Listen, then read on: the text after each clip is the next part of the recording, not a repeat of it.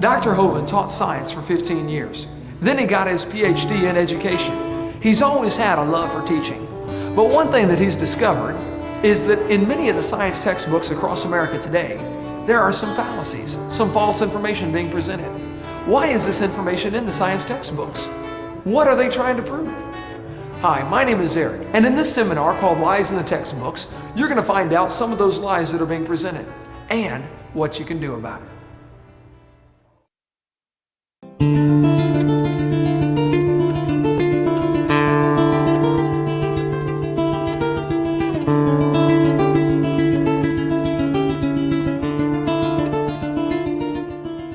Well, welcome to our seminar on Lies in the Textbooks. My name is Kent Hovind. I taught high school science for 15 years.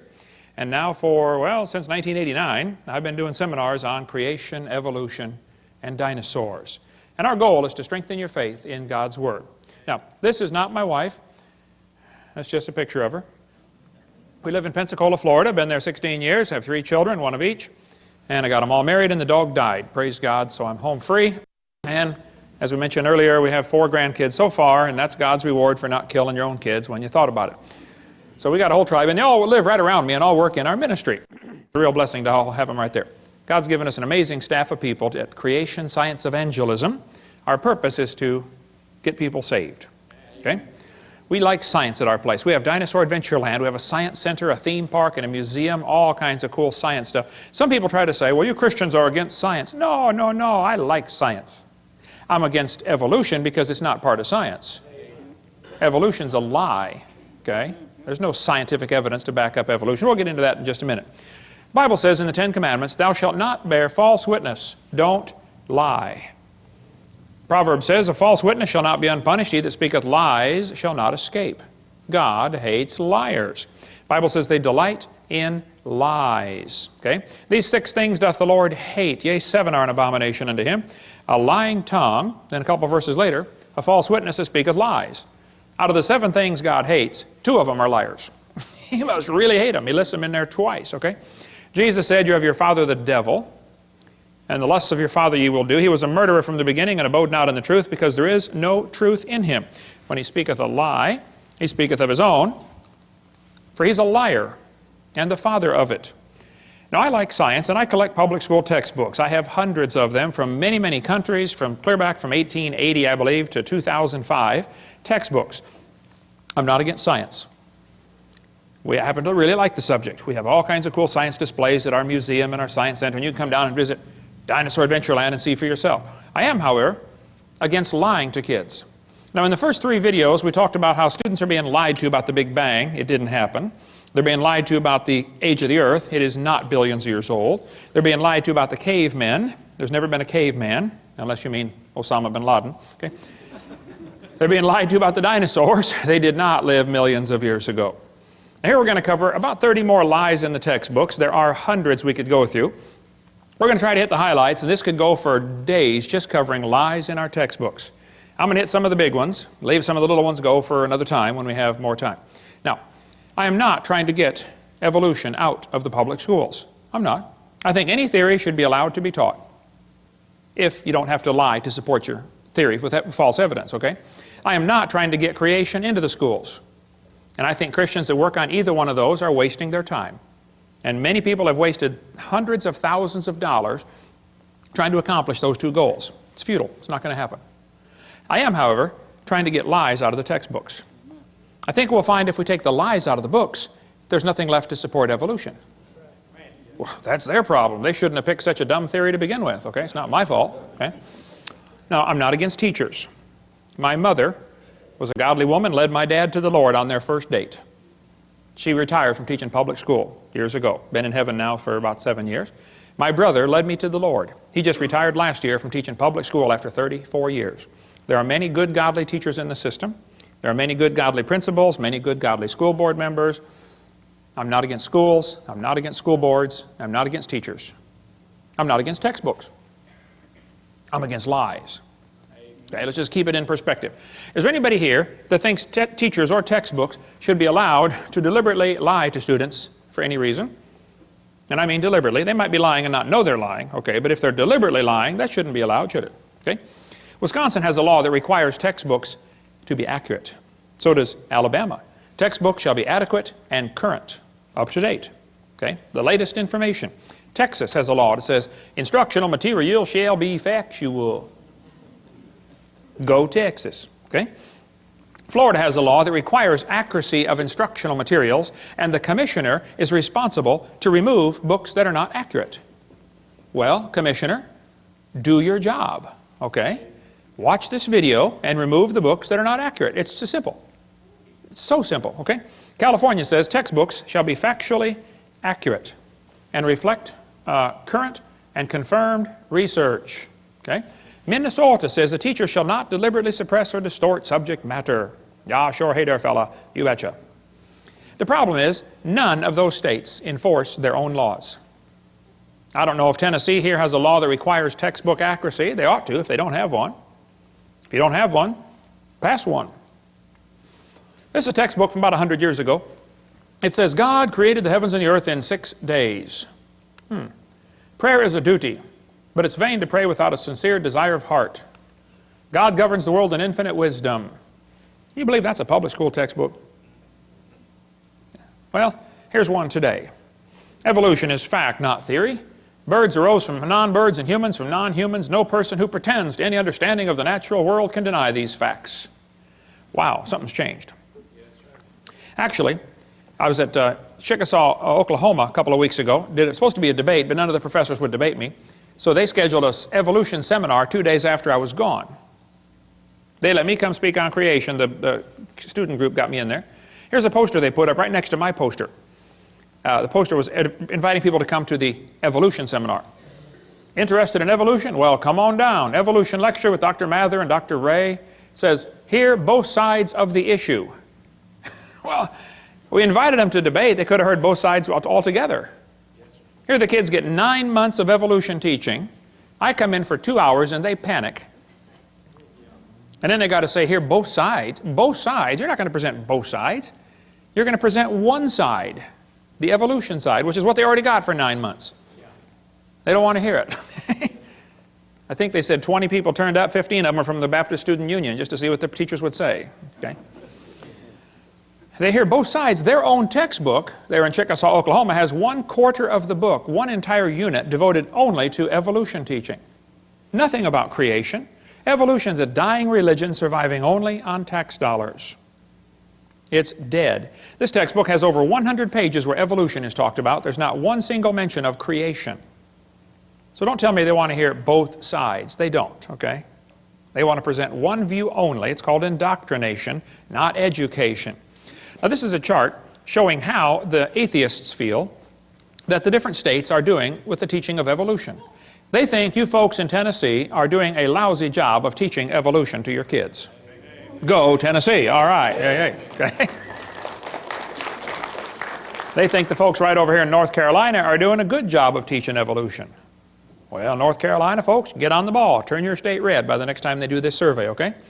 Now, is there anybody here that thinks teachers or textbooks should be allowed to use outdated or false information just to get students to believe a theory? Would that be a good idea? No, okay? Anybody here that thinks teachers that deliberately lie should be fired? Okay? Is there anybody here that thinks textbooks with lies should be banned or the lies torn out of the book? Think that'd be fair? All right. Well, buckle up, hang on, let's go. It's always amazed me how two people can look at the same thing and come to opposite conclusions of what they are looking at. You know, two people can look at Grand Canyon.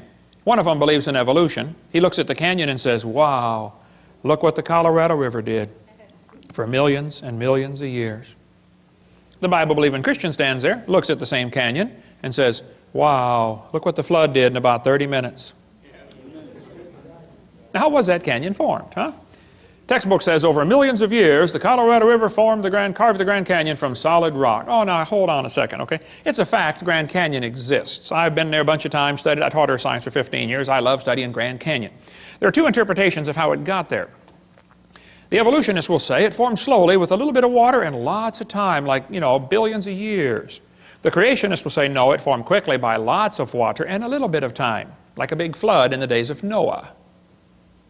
And the guys who believe in evolution are always trying to erase the line between their interpretation and try to include it as if it is part of the fact. No, it's just your interpretation, guys, okay? This textbook says, the Colorado River has cut through layer upon layer of rock over millions of years. Well, now hold on a minute. This textbook says, the Colorado River cut through 2,000 meters of rock, exposing sediment layers like huge pages in the book of life. Scan the canyon wall from rim to floor and you look back through hundreds of millions of years.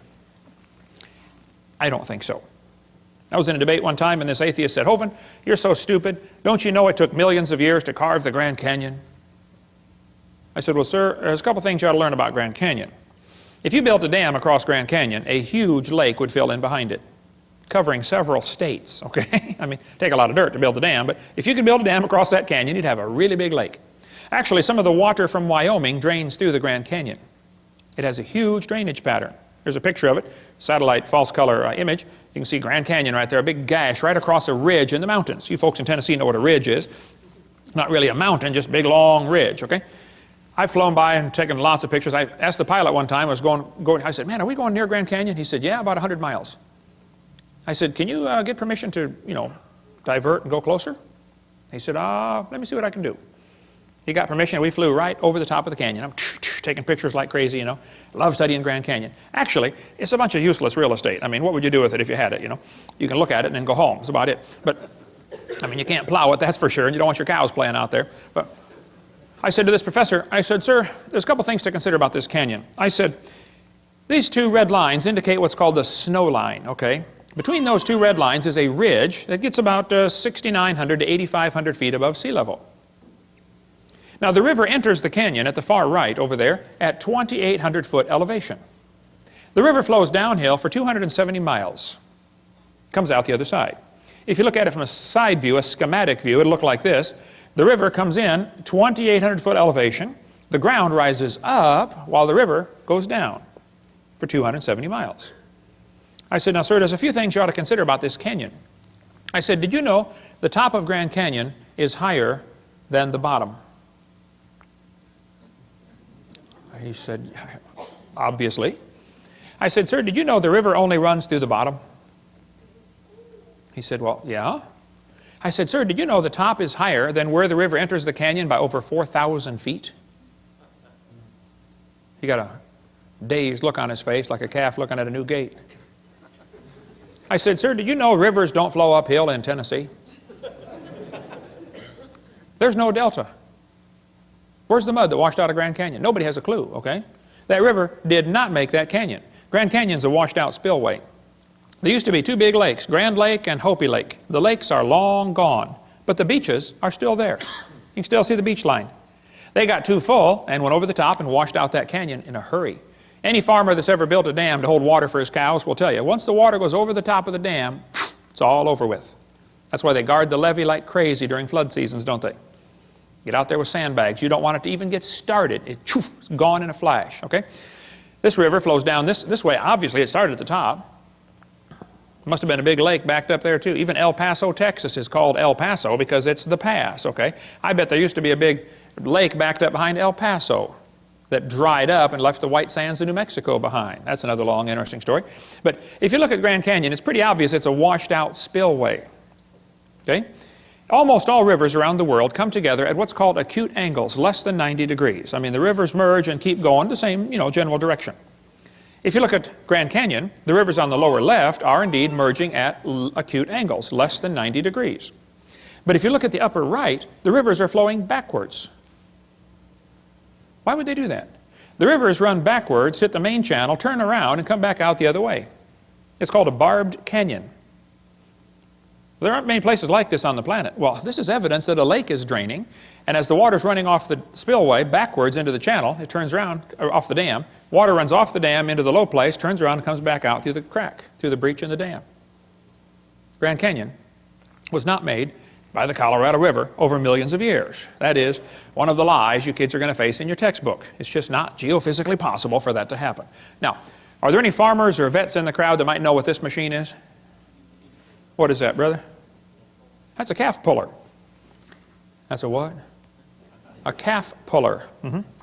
Once in a while, a cow has a hard time having that baby calf, and so they get the calf puller out, tie the cable around the calf's legs, and jack the calf out of the cow. You get a few tons of pressure on there, calf comes right out, no problem. Well, one day, this farmer was out pulling a calf. It was a breech birth. The back feet are coming out first. That's not good, but you know, it happens once in a while. So the farmer had the calf puller out there, and he's trying to pull the calf out of the cow. And a city fella stopped his car to see what on earth is going on.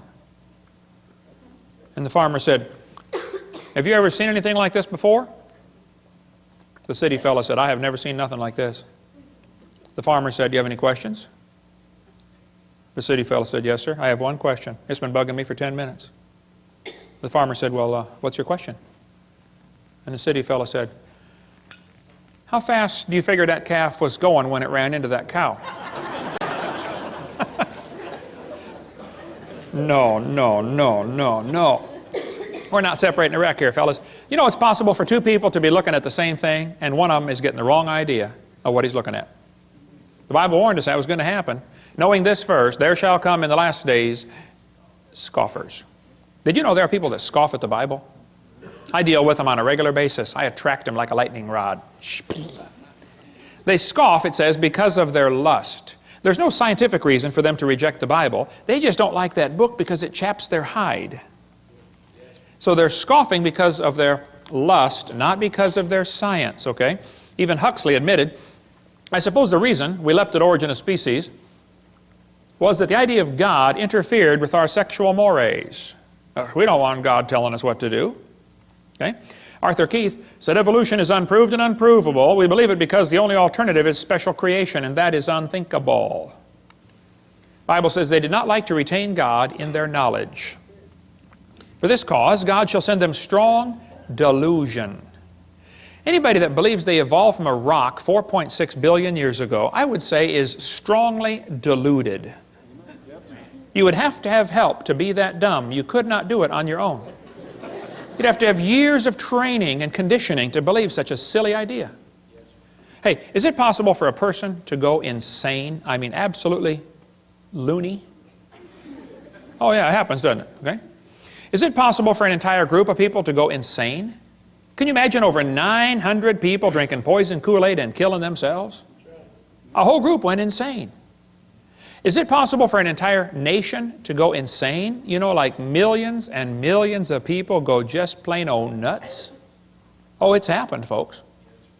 Hey, is it possible for the entire world to go insane?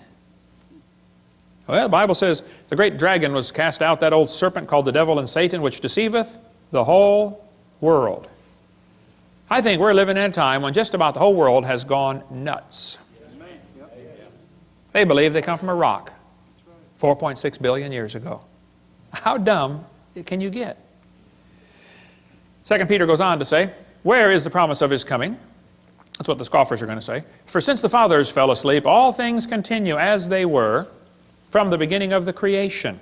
That's an important phrase. The scoffers are going to say, the way things are happening now is the way they've always been happening. Long, slow, gradual processes.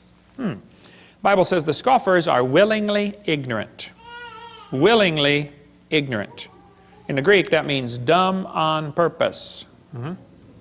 They're willingly ignorant of how God made the heavens and the earth, and they're ignorant of the flood. The world was overflowed with water and perished. We cover more on that on videotape number 2 of our series. But one of the scoffers in the last days was a guy named James Hutton. Now, James Hutton lived in the late 1700s. James wrote a book and said the earth is millions of years old. You know, you need to understand, in the late 1700s, most people believed the Bible, or at least they were strongly influenced by Christianity, and everybody thought the earth was about 6,000 years old. That was the common teaching of the day. Okay? They taught the kids in the public school, you know, God created the world in 6 days, like we saw earlier. But this was also a time of many revolutions. We had the American Revolution, the French Revolution, the Polish, the Spanish, the German. Every country is just about revolting against the idea of a king and establishing a democracy. So they threw off monarchy, and this is known as the age of anti-monarchy. So the Bible says to honor the king, and some people thought the Bible was an obstacle to their political objectives. And they wanted to discredit the Bible. Keep in mind, this all happened in the early 1800s and late 1700s. So back when everybody thought the earth was a few thousand years old, James Hutton came along and said, oh no, it's lots older than that. And it got here by uniformitarianism. Ooh, kids, big word, bold print. That'll be on the test. They always are, okay? Uniformitarianism means the present is the key to the past. No, James, I think the Bible's the only perfect key to the past. But during this time frame, the Christians, instead of fighting against this new teaching of millions of years, they swallowed it. The Christians accepted the idea of a gap theory or day-age theory or progressive creation. They just accepted millions of years right into the Bible when it's obvious to anybody with half a brain and one eye reading the Bible that it does not teach the earth is millions of years old. That's not what it says.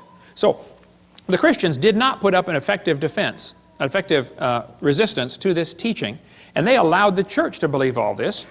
And then when evolution came out, 1859 became popular with Darwin's book, well, the Christians just accepted that too. Boy, what a tragedy. That book covers the great turning point in history, if you like the history of stuff. Well, James Hutton's book that he wrote had a real strong influence on a young lawyer from Scotland named Charles Lyell.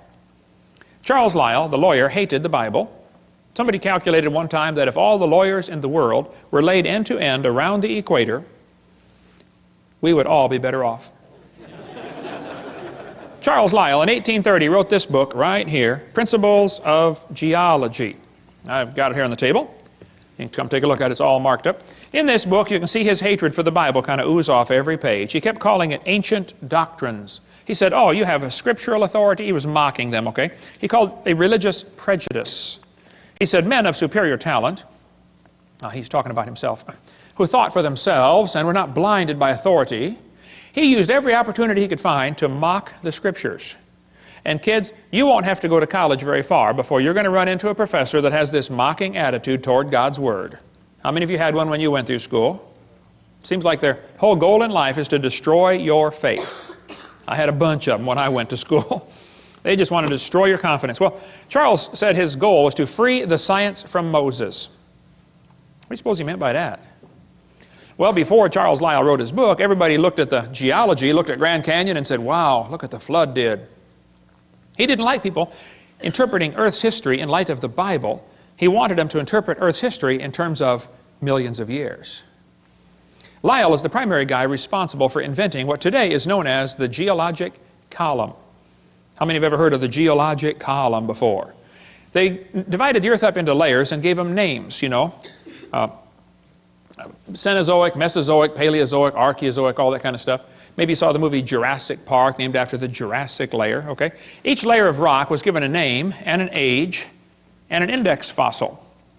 Now keep in mind, all this was done in 1830 before there ever was a carbon dating, potassium-argon dating, rubidium-strontium dating, lead-208, lead-206, uranium-235, uranium-238. None of those had even been thought of.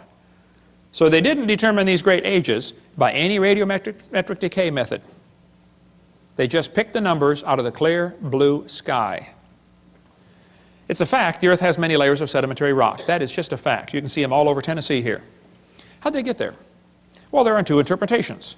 One group says the layers formed slowly over millions of years. The other group says, no, these layers are all from the flood in the days of Noah.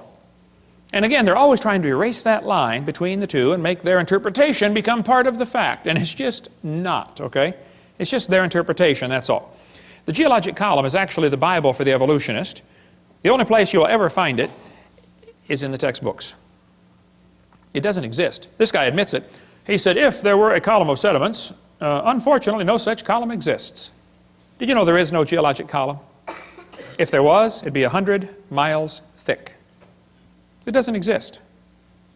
It's one of the lies in the textbooks. And actually, all of evolution is based on this lie right here. This is one of the most serious ones, in my opinion. It's true the Earth has layers. That's not the question.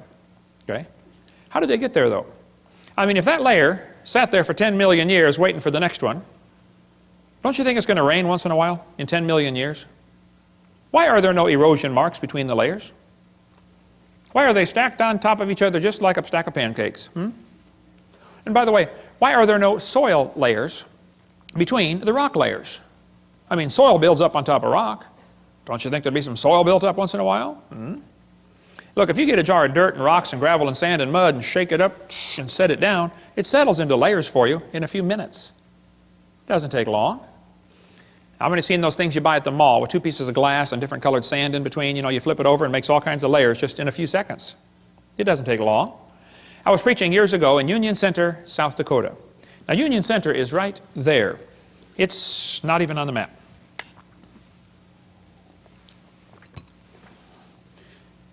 And South Dakota puts everything they can find on the map just to kind of fill in the white places, you know. Well, there were 40 people in the whole town. 38 of them came to church. Other two must have been pulling a calf, I reckon. I don't know. But boy, we had a great meeting, and the preacher said, "Hey, Hovind, let's go down to Rapid City. They've got a bunch of dinosaurs in the museum there." I said, "Oh, all right, I like dinosaurs. Let's go." So we all drove down to Rapid City. We came to this museum, and a guide met us at the door. He said, "Hey, folks, would you like me to give you a tour?" We said, "That would be great, sir." Well, the first place we stopped on the tour was the geologic time chart. They have it lit up, and it's behind glass, and it's holy and sacred. Don't dare touch that thing, you know. So we're standing over there, and the guide said, "Now, folks, this layer of rock right here is about 70 million years old." And it's so cool because they always get that sanctimonious tone in their voice, you know. 70 million years old. Oh. Well, my daughter was 12 years old at the time. She raised her hand. She said, "Mister, how do you know that layer is 70 million years old?" He said, "Honey, that's a good question. We tell the age of the layers by what types of fossils we find in them. They're called index fossils." And by the way, that's correct. That's what the textbook says. Scientists use index fossils to determine the age of rock layers. She said, "Thank you, sir." We walked around the other side. We're standing over here, and the guide said, "Now, folks, these bones are about 100 million years old." My daughter raised her hand again. She said, "Sir, how do you know those bones are 100 million years old?" He said, "Well, honey, we tell the age of the bones by which layer they came from." She said, "Sir, when we were standing over there, you told me you knew the age of the layers by the bones, and now you're telling me you know the age of the bones by the layers." She said, "Isn't that circular reasoning?" I thought, wow, a chip off the old block. That guide had the strangest look on his face. It was almost as if he were thinking. He looked at my daughter, he looked at me. I wasn't about to help him. I thought, wow, this is going to be good. I have got to hear this.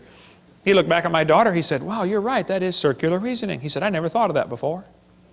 That fellow drove 50 miles one way that night to come hear me speak in Union Center, South Dakota. The crowd swelled to 39. We set up a chair in the aisle.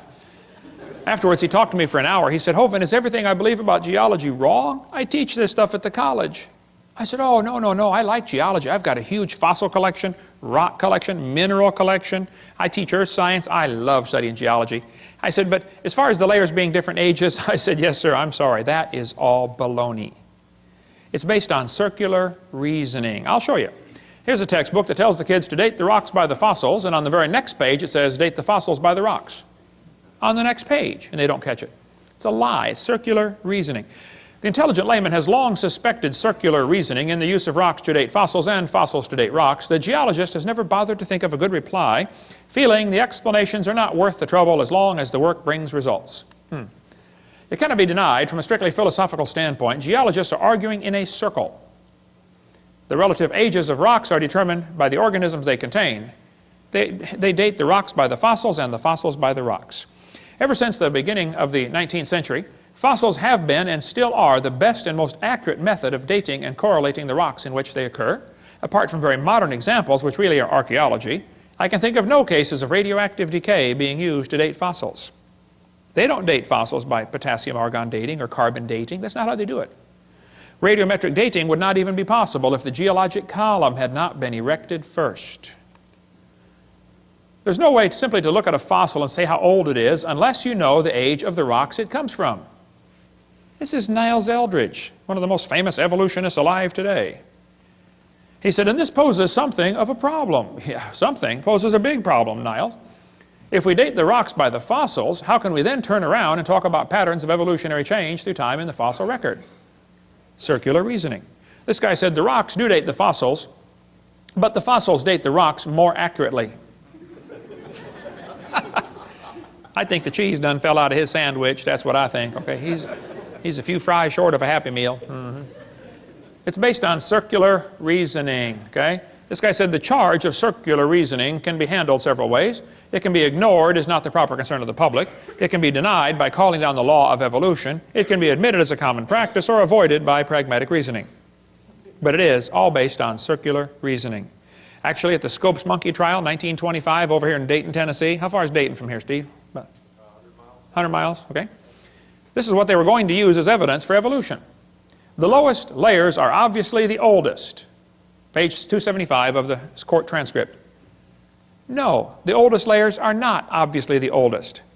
Did you know in still water, sediment layers settle out, the bottom one first, and then the second one, and then the third one? That's correct. But in moving water, you can get 5 or 6 or 10 layers to form simultaneously. They form from one end and travel across. So it's possible to have a fossil on the bottom that is younger than a fossil on top, if it's moving water. There's a great video tape called Experiments in Stratification. It covers all that if you want more on that. Or get our video number 6. We'll get more of that later. I like to ask evolutionists, I say, guys, your geologic column contains limestone quite a few places. If I handed you a piece of limestone, how would you know if it's 100 million year old Jurassic limestone or 600 million year old Cambrian limestone? I mean, exactly what's the difference? They'd say, well, the only way to tell the difference is by the index fossils. That's precisely my point. They date the layers by the fossils. This textbook shows the kids a trilobite, and it says, boys and girls, trilobites make good index fossils. If a trilobite is found in a rock layer, the rock layer probably formed 500 to 600 million years ago. I don't think so. Somebody found a human shoe print where the guy with a shoe on had stepped on and smashed a trilobite. They asked evolutionists all over, how on earth could a human step on a trilobite? If trilobites lived 500 million years ago, and man didn't get here till, 3 million years ago, and they didn't start wearing shoes till 10,000 years ago, how could a human step on a trilobite? One atheist said, well, it's obviously. Only answer would be that aliens visited the planet 500 million years ago. Oh, them aliens will do it every time. Another guy said, well, maybe there was a large trilobite shaped like a shoe that fell on a small one. Now, there are some big trilobites, okay, but I don't think they're shaped like a shoe. Actually, the trilobite has the most complicated eyeball ever. Trilobite eyes are unbelievable. And this is one of the first creatures to evolve, and it already has the most complex eye, which just the eye is one of the most complex features you could have. Now, trilobites are not index fossils for anything, okay?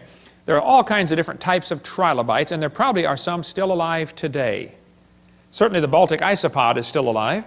A guy sent me a couple weeks ago, about a couple months ago, I guess, a whole jar full of trilobites from the Prudhoe Bay water treatment plant up there for the oil factory they've got, oil refining rig. When they arrived in Pensacola, Florida, they were still alive in the jar. But I don't know how to keep a trilobite alive. I mean, you give it mouth to what, some resuscitation, but they all died, but we got them in our museum there. Somebody just sent me a large one that they got down in the Caribbean, about this big. It's in our museum, and it was frozen. They said, yeah, I pulled it off the rock myself down in the Caribbean, still alive. They call it some kind of roach. Roach, it looks like a big trilobite. This textbook shows the kids a graptolite. It says, boys and girls, this is 410 million years old. I don't think so. Graptolites were found still alive in the South Pacific 10 years ago. So if you find graptolite, you can't use that as an index fossil for any age rock, okay? They tell the kids in school the lobe-finned fish is the index fossil for Devonian, 325 million years old. See that short leg, boys and girls? He's got a little bitty leg and then the fin. See, that proves he's evolving from a leg to a fin. No, that's a lie. The lobe-finned fish are still alive today. They're swimming around the Indian Ocean. And when they caught the first one in 1938, the scientists looked at it and said, wow, would you look at that? They survived for 325 million years. It never dawned on them once to question the geologic column. That thought never crossed their brain. You don't question the geologic column. It is holy and sacred. You just have to say it survived for 325 million years. It's in the textbooks today. And they still say it's the index fossil for 325 million year old rock, even though they know they're swimming around the ocean. How can they be that dumb? This lady wrote a book about it, A Fish Caught in Time. She says, boys and girls, this is our own great uncle, 40 million times removed. She does look a little fishy, kind of around the gills there. Okay. You're going to be told that dinosaurs are index fossils for the Jurassic period, 70 million, or Cretaceous, 70 million years ago. That's baloney. Dinosaur bones were found here recently that had blood cells still in them. How long are the blood cells going to last? Here's soft tissue found with dinosaur bones, still flexible, soft tissue in March of 2005. There's fossilized human hands found in the same rock strata as dinosaur bones. Now, they tell you the layers are different ages. That's simply baloney, okay? Now, Charlie Darwin didn't like round numbers, so he said the Wealden deposits are 306,662,400 years old. Oh, how could he possibly know such a thing, okay? All over the world, petrified trees are found standing up, connecting these different rock layers. Petrified trees standing up. Now, how long does a dead tree stand up around here before it falls down? 5 years, maybe 10 years? 5 million? Oh, no, not 5 million, that's for sure, right? But yet petrified trees in the vertical position are found all over the planet. I'll just flash through some pictures real quick here. There are all kinds of petrified trees found standing up. And they're running through multiple layers, and the kids are being taught the layers are different ages, and yet here's one tree connecting them all. I'm having a hard time believing these layers are different ages. That's what I'm having. Central Alabama's got a large coal mine with a whole bunch of petrified trees standing up running through 2 seams of coal, the Blue Creek and the Mary Lee. Now they're going to tell you in school, for coal to form, a forest has to grow, and then it all falls over and turns into a swamp, and then it gets buried, and then new mud washes in on top, and the coal slowly forms from the forest that was buried. And then thousands of years later, another forest grows on top, and a whole new layer of coal form. So if you find 2 layers of coal, oh, that took thousands of years. That's what they'll tell you in school. That's simply baloney. We'll cover more on coal formation on video 6, but if you look at the samples of trees found in this coal mine, you look at sample A, B, C, D, E, F, G, I mean, any freshman law student could tell you, hey folks, I think I can prove these 2 coal formations formed at the same time, very quickly. Within a few weeks or months of each other, that's for sure. Probably during the flood in the days of Noah. We'll cover more on that on video 6. In Cookeville, Tennessee, how far is Cookeville from here? 100 miles? What's that? 150 miles. In Cookeville, Tennessee, there's a coal mine with petrified trees standing, running. Here's coal at the bottom. The tree is coalified at the bottom, petrified in the middle, and coalified on top, where it went through a second coal seam. Same tree. By the way, why are coal seams generally found on top of layers of rock or clay? Wouldn't be a pretty poor place to grow a forest? Ought to be on top of soil, don't you think? Yeah. Polystrate fossils are found all over the world. In Joggins, Nova Scotia, there are dozens of petrified trees standing up, connecting different rock layers. Scientists go up there and look at them and just say, wow, that's curious. No, it's more than curious. It's devastating to your teaching that the layers are different ages. There's a brochure you can get from our bookstore. It's $2. It's got 30-some color pictures of petrified trees in the vertical position. Occasionally, the petrified trees are found upside down, running through many rock layers. Now we really got a problem. I've thought about this till my brain hurts. The evolutionists have 2 ways to solve this. They can say, well, Hovind, you know, the trees stood upright for millions of years while the layers formed around them. Or the trees grew through hundreds of feet of solid rock looking for sunlight. There's a third way to look at it. You know, maybe they were all buried in a big flood. How fast was that calf going? Keep that thought in mind, okay? Mount St. Helens blew thousands of trees into Spirit Lake. Lots of those trees are stuck in the mud at the bottom of Spirit Lake. They're going to petrify in the standing position. More on video 6 about that. It doesn't take long for things to petrify. Here's petrified firewood. The guy chopped on it before it turned to stone. Here's mummified dog stuck in a tree. Turned to stone. They chased a coon up the tree apparently and got stuck. They named it Stucky. What would you call it, okay?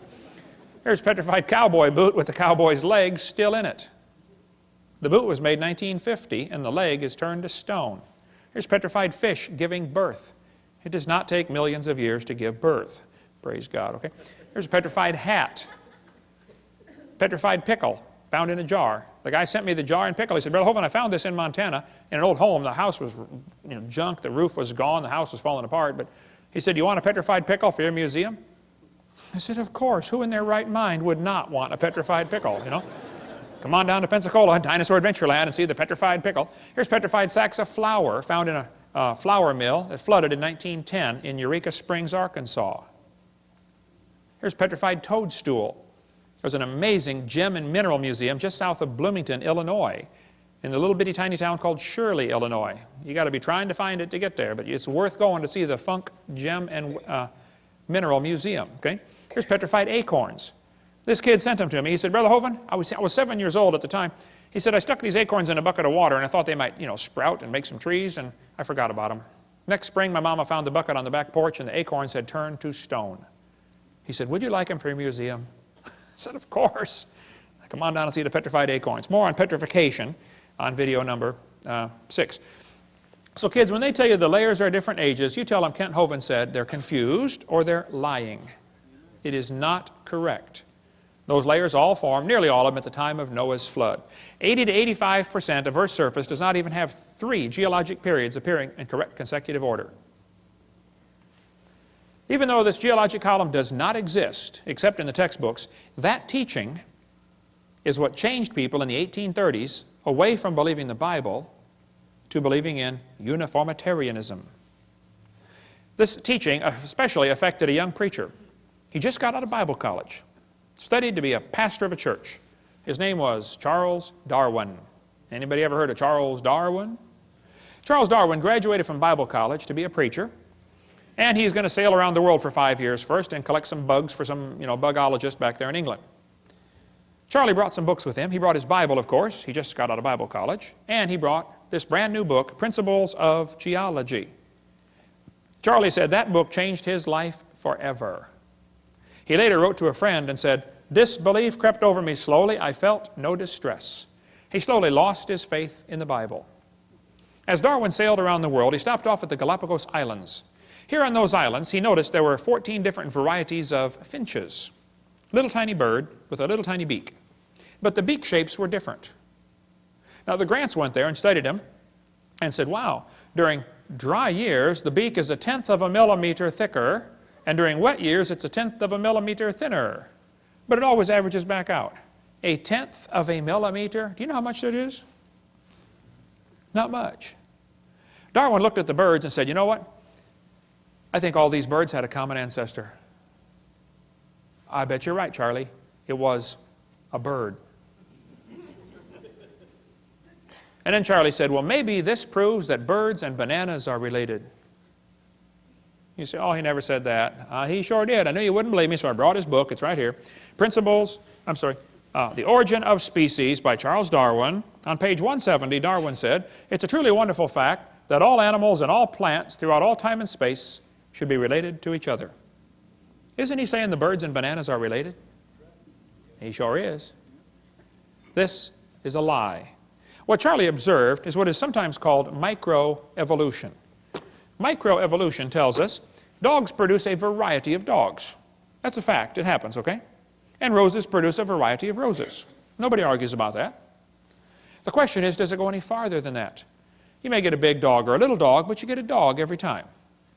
And probably the dog, the wolf, and the coyote had a common ancestor. I wouldn't argue about that. We did the test this morning. Had a 5-year-old girl. Said, okay, here we have a dog, a wolf, a coyote, and a banana. Which one is not like the others? She got it. The banana. We got college professors can't figure that out. Here's National Geographic says, the evolution of dogs from wolves. Well, duh, nobody's arguing about that. Yeah, dogs came from wolves, okay? The Bible says they bring forth after their kind. 10 times it says that in the first chapter. See, this word evolution has 6 meanings. We've been through this before, so I'm going to go through it kind of quickly. There's first of all cosmic evolution, Big Bang. Secondly, chemical evolution, where all the chemicals come from hydrogen. That's baloney. Thirdly, stellar evolution, where all the stars form from dust. You cannot get dust to condense into a solid star. Can't happen. There's Boyle's gas laws that drive it away, okay? Then there's enough stars out there, though we can all have 11 trillion to ourselves. Then you have organic evolution, where life gets started from non-living material. And then macroevolution, where an animal changes to a different kind of animal. None of those have ever been observed. Number 6, variations within the kinds, sometimes called microevolution. That one happens. The first 5 are religious. So whenever you discuss evolution, you have to define what you're talking about. If you're talking about number 6, I'm with you. I agree, that happens. If you're talking about the first 5, that doesn't happen. That's something you believe happens, okay? Watch how they change the definition for the kids. They say, okay, boys and girls, evolution is change over time. Is that really what they mean? Watch this carefully now. In other words, living things have changed over time. Wait. Are you going to skip over the first 4? They just want to bypass the first 4 stages like it's not part of the theory? Well, then you don't have a coherent theory. Then they say, evolution is defined as a change in species over time. Now they're down to what I believe in. I think species can change. I think you can get some really weird varieties of animals, but they're still the same kind, okay? This is a lie, kids. That's not really what they mean by evolution. They want to give you examples of number 6 and make you believe that the whole theory has been proven. Don't get brainwashed. Most evolutionists will say, well, macroevolution is just micro with longer periods of time. No, it's not. They had a big conference on this very question in Chicago. They said the central question of the Chicago conference was whether the mechanisms underlying microevolution can be extrapolated to explain the phenomena of macroevolution. The answer can be given as a clear no. It doesn't work. Variations happen, sure, but they have limits. Did you know farmers have been trying to get bigger pigs for a long time? Do you think they'll ever get a pig as big as Texas? Nah, I bet there's a limit, isn't there? Okay? Roaches become resistant to pesticides. Do you think they'll ever become resistant to a sledgehammer? Probably not. See? There's a tiger had 3 kittens, all different colors, same litter. That's variations, but it's still a tiger. That's not evolution. They always end up producing the same kind of offspring, just like the Bible says. The information for the new variety had to be in the gene code already, or it couldn't produce it. No new information is ever added. The gene pool of the new variety is always more limited. Somebody spent years crossbreeding dogs to develop the Chihuahua. All that money to make a dog that's 100% useless. I mean, think about it. How long would the Chihuahuas last in the real world? Turn them all loose into the woods. Watch what happens. They'd run up to the wolf. Yep, yep, yep, yep, yep, yep, yep, yep, yep. Crunch. End of gene code, right? Genetic information is lost, not added when you get a strange variety. Real evolution would need an increase in genetic complexity. We don't ever observe that. Now, I grew up in Illinois, corn country. Did you know there are so many kinds of corn up there, they have to number them? You'll be driving down the highway and there's a sign that says BX65. Don't mix it with XL29. Something will explode. But folks, you can crossbreed corn from now to the cows come home and you are always going to get corn. You're never going to get a hamster or a tomato or a whale to grow on your corn stalk. It just ain't going to happen, okay? There's a whole variety of dogs in the world, and they might have had a common ancestor. A dog. There's BBC News. It looks like 95% of current dogs came from just 3 original founding females. Hey, they're getting closer. Right here it says, today's dogs come in all shapes and sizes, but scientists believe they evolved from just a handful of wolves tamed by humans living in or near China less than 15,000 years ago. They're getting closer. Man, if they keep studying their Bible, keep studying the science, they're going to be an independent Baptist when they're done. You get done climbing the mountain of truth, that's where you end up, you know. Okay? This Irish textbook calls them divergent evolution. Oh, come on. They show 5 dogs around a wolf, and that's not divergent evolution. Don't give it a fancy name. It's still a dog. It's just a variety of dog. This Mexican textbook says, the horse and the zebra had a common ancestor. I agree. It looked like a horse. You know, 4-wheel drive, genuine leather upholstery, all the standard horse equipment, okay? They got little tiny horses today. We had the world's smallest horse come visit our dinosaur adventure land. Talk about useless. I mean, you know, you can't ride it. Well, my granddaughter could, but it won't bark, you know. What do you do with a horse like that? You know, horses, zebras, and asses can all be crossbred. They have competition in California. Who can get the weirdest animal? They get zorses, zonkies, zeonies, zedonks, zebras, and shebras. Here's a zebra who forgot to put his PJs on. Here's a herd of zebroids running around. You know, in the last 100 years, the Kentucky Derby's gone from an average winning speed of 127 seconds down to 123 seconds. Now, even in the old days, they had some pretty low times turned in, okay? Question, how much money would you guess has been spent on selective breeding trying to get the fastest horse for the Kentucky Derby? Millions and millions of dollars. They do the same thing right around here, don't they? Spend lots of money for a Tennessee Walker. What's the most expensive Tennessee walking horse you've ever heard of? $1 million for one horse? $3 million for one horse.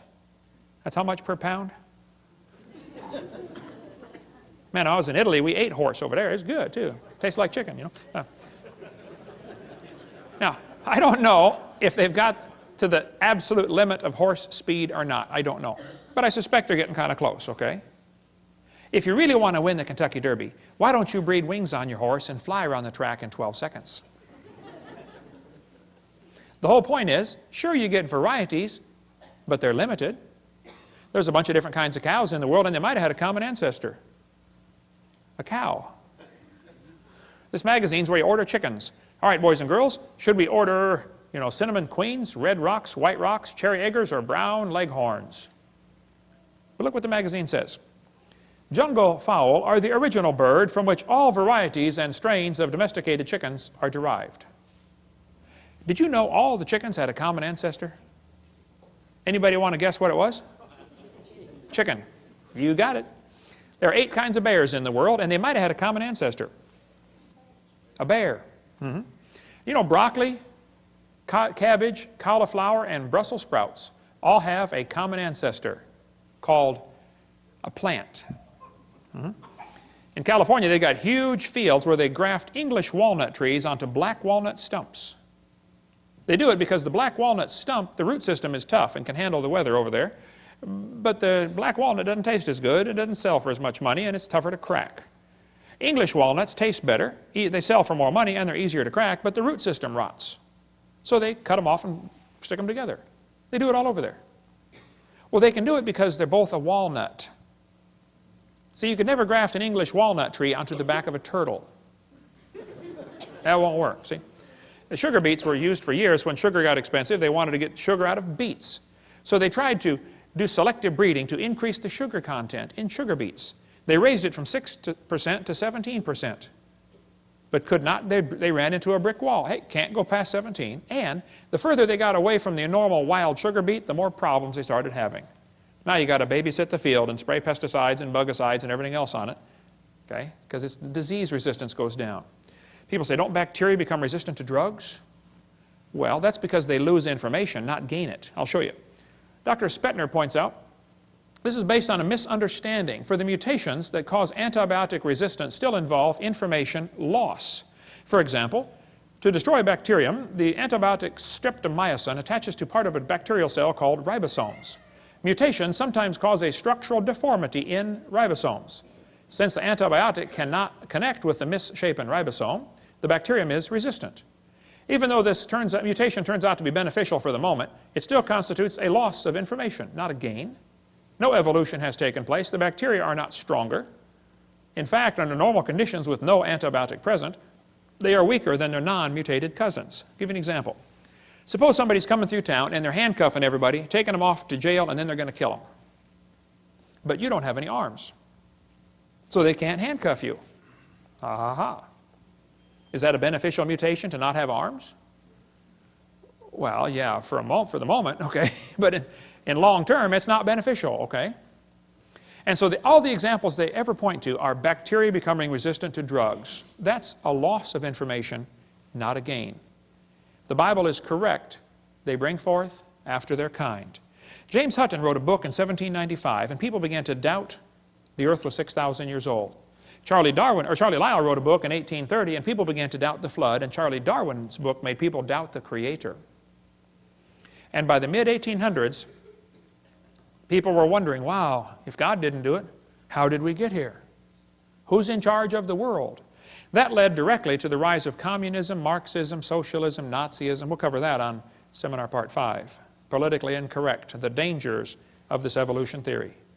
Now, Darwin didn't originate the evolution theory. It was around before him. He just simply made it popular, okay? But Timothy was warned by Paul here in 1 Timothy 6. You be careful about avoiding profane and vain babblings and oppositions of science falsely so called. Evolution is not science. Evolution's a religion in every sense of the word. Hitler said, let me control the textbooks, I'll control the state. Professor Wilson at Harvard University said, as were many persons from Alabama, I was a born-again Christian. When I was 15, I entered the Southern Baptist Church with great fervor and interest in the fundamentalist religion. I left at 17 when I got to the University of Alabama and heard about evolution theory. He lost his faith, first year of college. That's what happened to Philip Wentworth. Studied for the ministry at Harvard, lost his faith, gave up on the ministry. That's what happened to Scott. He almost lost his faith till somebody showed him one of my videotapes. And he said, oh, man, you saved my faith, Brother Hovind. Marty wrote me and said, I want to let you know your ministry's been a blessing to me. I'm one of the high school students in the anthropology class that is a victim of the dangers of evolution teaching. I was very discouraged and questioned the existence of God. I listened to your seminars and that completely encouraged me, and it was a blessing to me. Yay, rescued one. It's amazing how many thousands of people down through history have lost their faith because of this evolution teaching. Karl Marx said he wanted to serve God with his life, went off to college, became an evolutionist. Comrade Stalin. There was a special this afternoon on TV. How many saw that about Comrade Stalin on the History Channel? He went to a Christian school, read Darwin's book, and became an atheist. Killed between 60 and 100 million of his own people. Andrew Carnegie became an evolutionist reading Darwin's book. He said it freed him from the shackles of religion. Light came in as a flood and all was clear. Not only had I got rid of theology and the supernatural, but I found the truth of evolution. Carnegie left behind millions of dollars to make sure evolution is taught in our schools instead of creation. He funded the National Center for Science Education. The list is really long. We'll have to quit now. But 75% of kids from Christian homes that go to public schools lose their faith after 1 year of college. What's in these textbooks anyway? What are they teaching our kids that's making them lose their faith? Well, we're going to cover some of the lies in the textbooks, some more lies in the textbooks in the next session.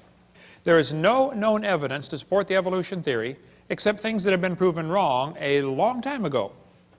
If real evidence exists for this evolution theory, I would like to see it. We've been offering $250,000 for real scientific evidence for evolution. We've had that offer for over 10 years. There isn't any, okay? I'll give you an example. Suppose I had a theory that the moon is made of green cheese. Now that's a dumb theory, I know. But hey, it's okay to have a dumb theory. There are no laws against dumb theories. But then suppose I started teaching my students, hey kids, did you know NASA proved my theory in 1973 when they went there on a secret mission and drilled a hole and found the moon is made of green cheese? Well, now hold on a minute. It's okay to have a dumb theory. It's not okay to lie about my evidence for my theory, okay? It is worse for me to get paid by tax dollars while I lie about my theory. So I don't mind if they want to have a theory that we came from a rock. That doesn't bother me. It does bother me that they want to lie to the students about their evidence, and it really bothers me that I have to pay their salary while they lie to spread their theory. So here's some of the evidence they use for evolution theory. They say, we have evidence from fossils. I say, guys, you got to be kidding. No fossil counts as evidence for evolution. None. If you find bones in the dirt, all you know is it died. You don't know it had any kids. No fossil could count as evidence for evolution. None. They say we have evidence from structure, from molecular biology, from development. Well, let's talk about a few of these. Evolution is dead. The theory is defunct. There is no evidence to support it. But some of the followers are pretty dedicated, and they're having a hard time letting it go. They'll even lie to you to make you think everything's fine. They say, wow, look at that evolution theory. It's perfectly fine. There's no challenge to evolution.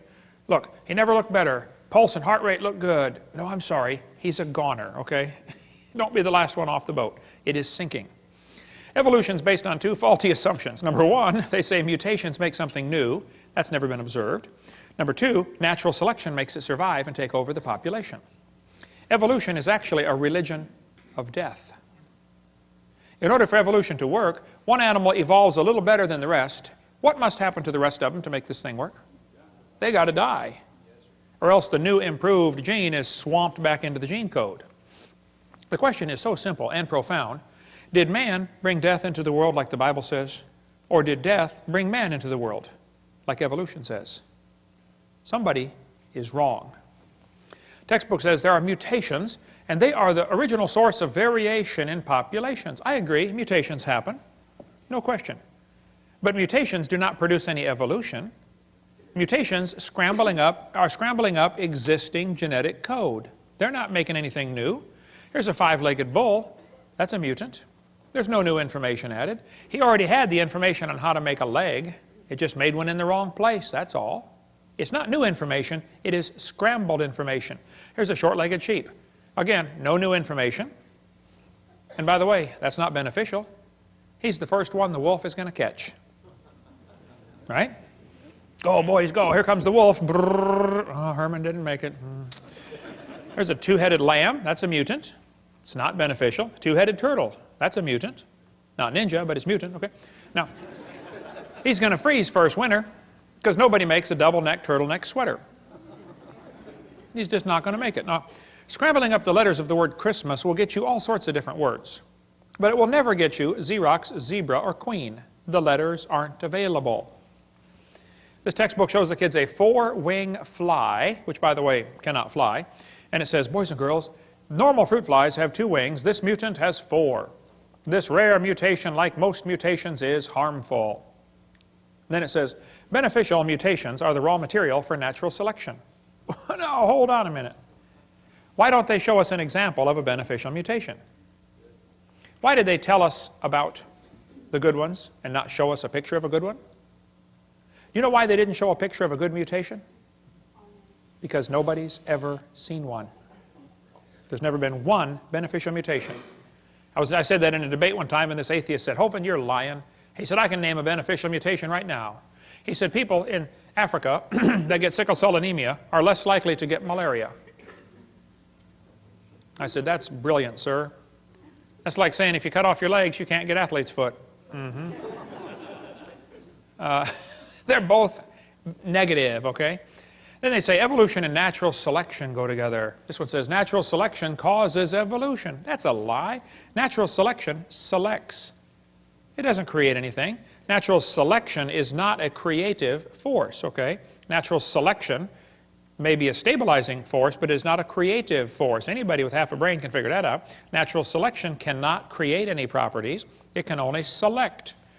This textbook says, evolution by natural selection had occurred in just 1 year. Oh, they're lying. It says natural selection can lead to evolution. That's a lie.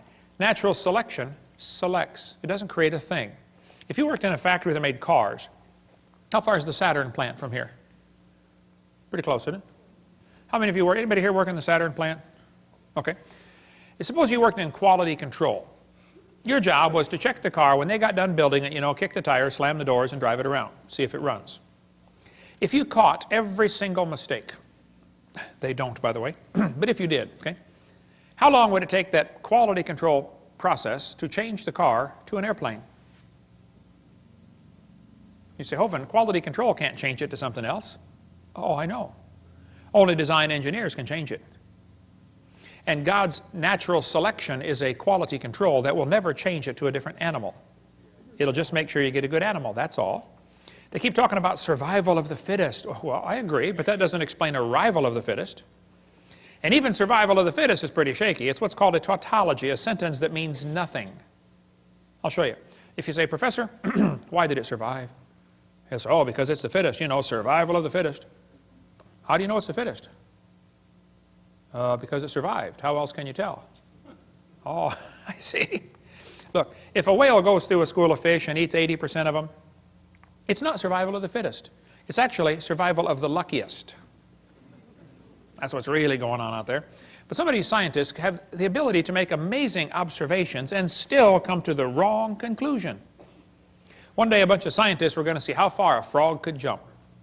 They put their big old frog down there and said, jump, frog, jump. That frog jumped 80 inches. They brought the frog back, cut off one leg. Said, jump, frog, jump. He only jumped 70.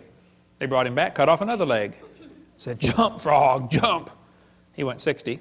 They brought him back, cut off another leg. Said, jump, frog, jump. He jumped 50 inches. They brought the frog back, cut off his last leg, and said, jump, frog, jump. You know, they expected he might go maybe, 40 based on the data. Actual jump was 0. The frog didn't move. They yelled louder, jump, frog! The frog never moved. The scientists were baffled. They tried the experiment again. New frog. Got the same results every time. So the brilliant scientists put their data together and said, you know what, folks, the frog jumped less as the legs were removed. Hey, that's a good observation. They got it right on the head. And they said, so we must conclude that a frog with no legs goes deaf. Bad conclusion.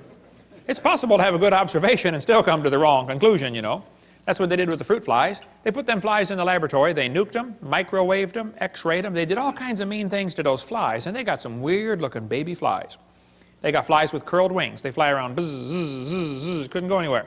They got flies with no wings at all. What do you call that? A crawl or a walk? Can't fly. They raised all these mutated flies in the laboratory and said, you know what, folks, fruit flies refuse to become anything but fruit flies. Well, duh. So they said all mutations produce flies that were inferior to the original fly. Good observation. They said, so we must conclude that flies have evolved as far as they can go. Oh, bad conclusion, you know.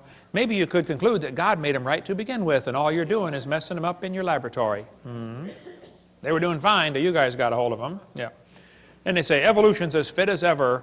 Yep, fruit flies in the north have wings 4% larger than flies in the south. Well, that proves something to somebody somewhere, I'm sure. But it's still a fly, okay? Then they tell the kids, the peppered moth is proof for evolution. They counted the moths on the trees and found it was 95% light colored and 5% black. Then they burned coal in the factories and the trees turned black. And they counted the moths again. It was only 5% light and 95% black. The problem is the entire story is a lie. They glued dead moths to the tree to take that picture for your kid's textbook. It's right here. Where's this book used at, brother? It's not used anymore. Peppered moth. It's still in the new books, though. Evidence for evolution. Those are dead moths glued on a tree because after 40 years of watching, they found a grand total of 2 moths on the trees. 2 out of, let's see, what's 95% of 2? Wow. I have to do some figuring on that one. They still keep it in the textbooks, though, as evidence for evolution. What's the Tulsa Zoo doing having a peppered moth display? I mean, this is a zoo, for heaven's sake. Why do they push evolution in a zoo? Get the book Icons of Evolution if you want a whole lot more on the history of this peppered moth idea. But they tell the kids, we're going to learn to think critically. Boys and girls, do you think humans are still evolving? What kind of question is that? That's one of those questions like, have you stopped beating your wife yet? Wow, let me think. If I say yes, I'm admitting I did. If I say no, I'm still doing it. Did you know it's possible for the question to already have a built-in assumption? Look at that question. Do you think humans are still evolving? What's the built-in assumption? That humans evolved.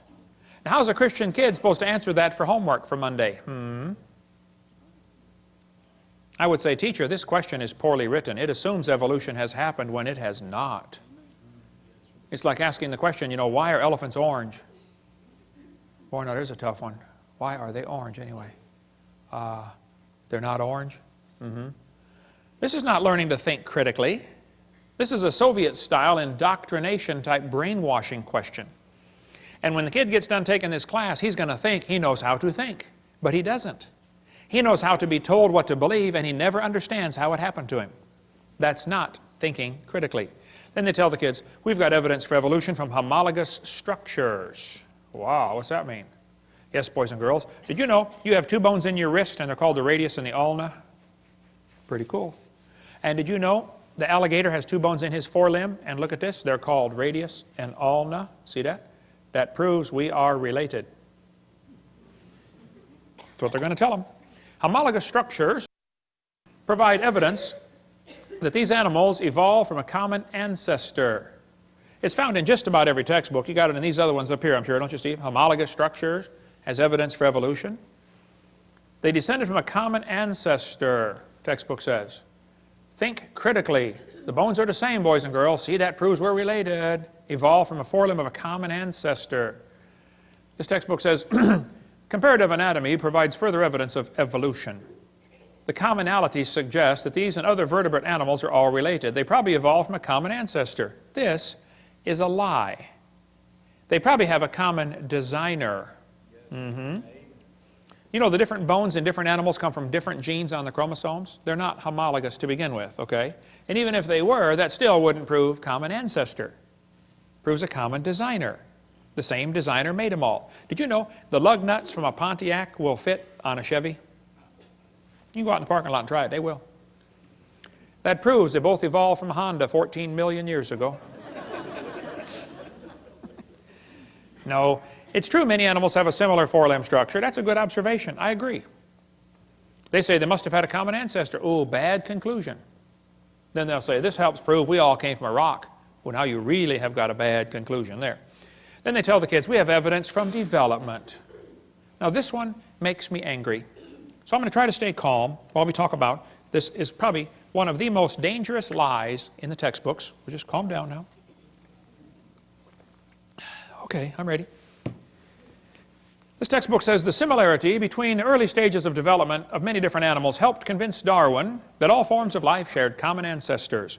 Darwin considered this the strongest class of facts in favor of his theory. This was the best evidence Darwin knew of for his theory. The guy who made up this dumb idea is named Ernst Haeckel. Haeckel called this idea we're about to share with you the biogenetic law, which means as animals develop inside the mother, they go through the stages of evolution. All you got to do is memorize the word farm, F-A-R-M, fish, amphibian, reptile, mammal. That's the way they say it happened.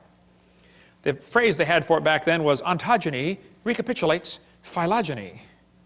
Wow, what's all that mean? Well, ontogeny is the growth of the baby. It goes through stages, okay? Recapitulates means it reenacts or does over again. Phylogeny is the evolutionary sequence. This Irish textbook says, the presence of fish-like structures in embryos of different species shows these animals have evolved from fish and share the basic pattern of fish development. It's as if the embryo retains a memory of its origins and starts to copy them during its development. That's the ontogeny recapitulates phylogeny. Now the idea that Sigmund Freud relied on was the idea that ontogeny recapitulates phylogeny. That is, the development of the individual recapitulates the evolution of the entire species. This is stupid and dangerous. They tell the kids the embryo, the baby growing in the mother, has gills like a fish. Gills? That's a lie. Those are not gill slits. Those little folds of skin you see on the embryo grow into bones in the ear and glands in the throat. They never have anything to do with breathing. My uncle had 5 or 6 chins and he couldn't breathe through any of them but the top one. Okay? Those are not gill slits. Ernst Haeckel said the turning point in his thinking was when he read Darwin's book in 1860. See, Darwin's book was printed in English in 1859. The next year, it was printed in German, 1860. Haeckel was a German embryology professor. He read the book and said, wow, what a great theory. If only we had some evidence. Well, 9 years later, they still had no evidence. So Haeckel decided to help out. He was going to make some evidence. Haeckel took a drawing of a dog and a human embryo. He was an embryology professor, you know. And he lied. He faked the drawings. He changed them and made them look exactly alike to prove they're related. He just is a bald-faced lie, okay? Haeckel made giant posters of his fake drawings and traveled all over Germany and converted the people to believing in evolution. Which led to the next obvious question, hey, if evolution is true, I wonder which race of humans have evolved the farthest. And guess who the Germans thought it was? Yeah, we'll talk more about that later. Now on top are Haeckel's fake drawings. Underneath are the actual photographs of these animals. He lied. His own university held a trial and convicted him of fraud. He said at the trial, I should feel utterly condemned were it not that hundreds of the best observers and biologists lie under the same charge. This biogenetic law is as dead as a doornail. It's not true. But it can't be taken out of the textbooks for some reason. It's been proven wrong since 1875, and they still keep it in the books. It's still used in this book, Evolutionary Analysis, college textbook, 1998 edition, used at University West Florida, the exact same chart of Ernst Haeckel. That's only been proven wrong since 1875, okay? I know it takes a while to get textbooks up to date, but that's long enough. I think 130 years, they ought to be able to get it out by now, don't you think? Okay? More about the gill slits in this book here, Icons of Evolution. Darwin's theory, his book came out 1859. He predicted they would find evidence. 1860 '69, Haeckel faked the drawings. 1875, it was proven wrong. But it's still in textbooks used all over the planet. 2004 textbook, still has it. 2005 textbook, and I pronounced it wrong as Chickasha, not Chickashaw, Chickasha, Oklahoma. I got corrected during the break. Still teaching the baby has gill pouches. Notice, for example, gill pouches, okay? Gill slits on the embryo. They're teaching this in textbooks all over the world. It's only been proven wrong since 1875. Get it out of the book. Tear the page out. I mean, it's a no-brainer. Tear out the page. It's not true. There's a junior high textbook telling them it has embryo has gill slits. This one says, similarly, humans and fish embryos resemble each other because humans and fish share a common ancestor. These similarities provide evidence that these three animals evolved from a common ancestor, tiny gill slits. Gill slits on the human embryo. Gills of fish. Tiny gill pouches, used in college textbooks. There's a 2004 textbook saying it has evidence of evolution is seen in development of embryos. You can't get a high score on SAT or ACT tests unless you lie and say the baby has gill pouches. It's found on every single test we could find. If you don't believe in evolution, you won't score high to get into college, or at least give the evolution answer. Why would they keep this in the textbooks 130 years after it is proven wrong? There's only one answer I can come up with. I'll tell you in a minute. This one shows a 5 to 6 week embryo, and it says by 7 months the fetus looks from the outside like a tiny normal baby, but it's not. It's not a baby at 7 months. Hello, that's a lie. It's a human at conception. 34% of babies born at 5.5 months will survive. One lady had surgery on her baby before it was born. Cut the mother open, cut the uterus open, and the baby's holding the doctor's finger at 5 months along. Let's see, the angel of the Lord said, behold, thou art with fetus.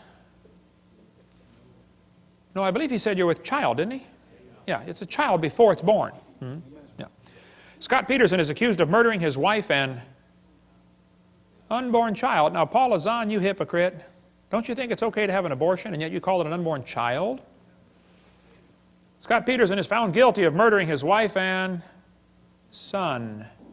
That's because in California you have to have a double homicide to get the death penalty. So they want it to be a son or a child, but the rest of the time if you want to have an abortion it's okay. Now it's not a child, it's just a fetus. Well, let's get consistent here, folks, okay? Which is it? All right? More about embryology on this one, but why do they keep this in the textbooks? It's very simple. That's the only way to justify abortion. They want you to think it's not human yet. Somebody wants to reduce the population of this planet. And abortion has already done 20% of the entire world's population has been killed by abortion. 1 billion people. Let's see, Hitler killed 6 million, Stalin about 100 million, abortions 1,000 million. That's going to work. We'll cover more on that on video 5. Anna Rosa had her arm chopped off in a botched abortion. She was born anyway. They thought they killed her. Everybody says, oh, that's terrible. What if they would have cut her head off instead? We never would have heard about Anna Rosa. Now, I live in Pensacola. You might have heard of my town. We've had 2 doctors that were doing abortions shot and killed. Several clinics have been blown up or burned down. I did not shoot any doctors, and I did not blow up any clinics, okay? And I don't think Jesus would do it that way. He grew up under Roman control. He didn't go around blowing up tanks and burning down bridges, okay? But when the first doctor got shot, I was preaching in Fort Lauderdale. The next day I flew home, and right in front of me on the airplane were 2 women from NOW, the National Organization for Wild Women. And they were flying up to Pensacola, going to have a big rally and march around town, you know. As we got off the airplane, and I noticed on their shirt it had in huge block letters, choice above all. So, being my mild-mannered self, I said, excuse me, ma'am, what does this mean, choice above all? She said, a woman ought to have a right to choose. I said, choose what? She said, choose to have an abortion. It's her body. I said, well, yes, ma'am. If she wants to abort her body, I suppose that's fine. But it looks to me like she wants to abort somebody else's body. When you consider half of them are male, think about it. It's not her body. I said, by the way, ma'am, I'm kind of curious about this. I have 3 kids. I delivered one of my kids at home. I used to raise hamsters. I taught biology and anatomy. I'm kind of familiar with this process. I said, why does the woman's right to choice stop at birth? Why don't we let the mother choose to kill it after it's born? Be a lot safer and simpler. Hey, why don't we extend abortion rights up until the kid's 2 years old? I know a lot of mothers with a 2-year-old that have thought about it a time or two. I won't ask you to raise your hand, but I know you're out there. I got it. Let's extend abortion rights up until the kid is 18. I bet they'd behave a lot better. Son, one more time and I'm going to abort you. Hey, teacher, where's Johnny today? Oh, he didn't do his homework yesterday, so his mommy aborted him. Hey, grades would skyrocket, wouldn't they? By the way, Peter Singer is pushing for abortion after the baby's born. He's trying to get legislation passed so you can kill the baby up to 28 days after it's born and still call it an abortion. Have you ever noticed the news media calls them pro-choice and they call guys like me anti-abortion? I'm not. They do that anti-abortion because it's a negative sounding term. Pro-choice is such a positive sounding term. How about let's call me pro-life and call them pro-death? And we both get a positive sounding term. That's why I refuse to take the paper. I just can't stand their liberal slant on everything. We get a call once in a while. Hey, you want to take the Pensacola News Journal? I say, no, ma'am, we don't have a parakeet. That's what I tell them. See, the media will ignore the wishes of the majority and they're going to push their liberal agenda. We'll cover more on that on part 5. Well, remember when the kids got shot in Colorado? Right away they jumped on the gun control issue. You know, if kids keep getting shot in our schools, maybe it's time to consider some other issues like should we have public schools? Or maybe should we teach them evolution? That's what did the Columbine shooting. Those kids were real strong believers in evolution. They made a videotape before the shooting. One of the boys said, he doesn't deserve the jaw evolution gave him. Look for his jaw, it won't be on his body. They were strong believers in evolution. They did the shooting on Hitler's birthday on purpose. They shot Isaiah Shoals just because he was black. Eric's t-shirt said, natural selection. And then Rosie O'Donnell said, see, we need more gun control. Rosie, Rosie, Rosie. Blaming guns for Columbine is like blaming spoons for Rosie O'Donnell being fat. It's not the spoon's fault. It's not the gun's fault, okay? Maybe certain criminals ought to be publicly executed. Maybe that's time to think that one through one more time. Maybe all law-abiding citizens should be required to carry guns to protect themselves. Suppose every teacher in the public school was required to be armed. Just suppose. How far down the hallway would those kids have gotten? Somebody sent me this button, proudly unarmed. Would you wear this? What does this say to a criminal? Rob me. Isn't that exactly what it says? Of course. The Founding Fathers gave us the Second Amendment so we could keep and bear arms, and it wasn't so we could go duck hunting. The purpose of the Second Amendment was so we could defend ourselves if the government goes bad. Last-ditch defense against an evil government is an armed citizenry. You ever notice a lot of animals that eat grass have horns? Did you know you don't need horns to eat grass? The purpose of the horns is to explain to the lion, stay off my back. I just want to eat the grass, leave me alone.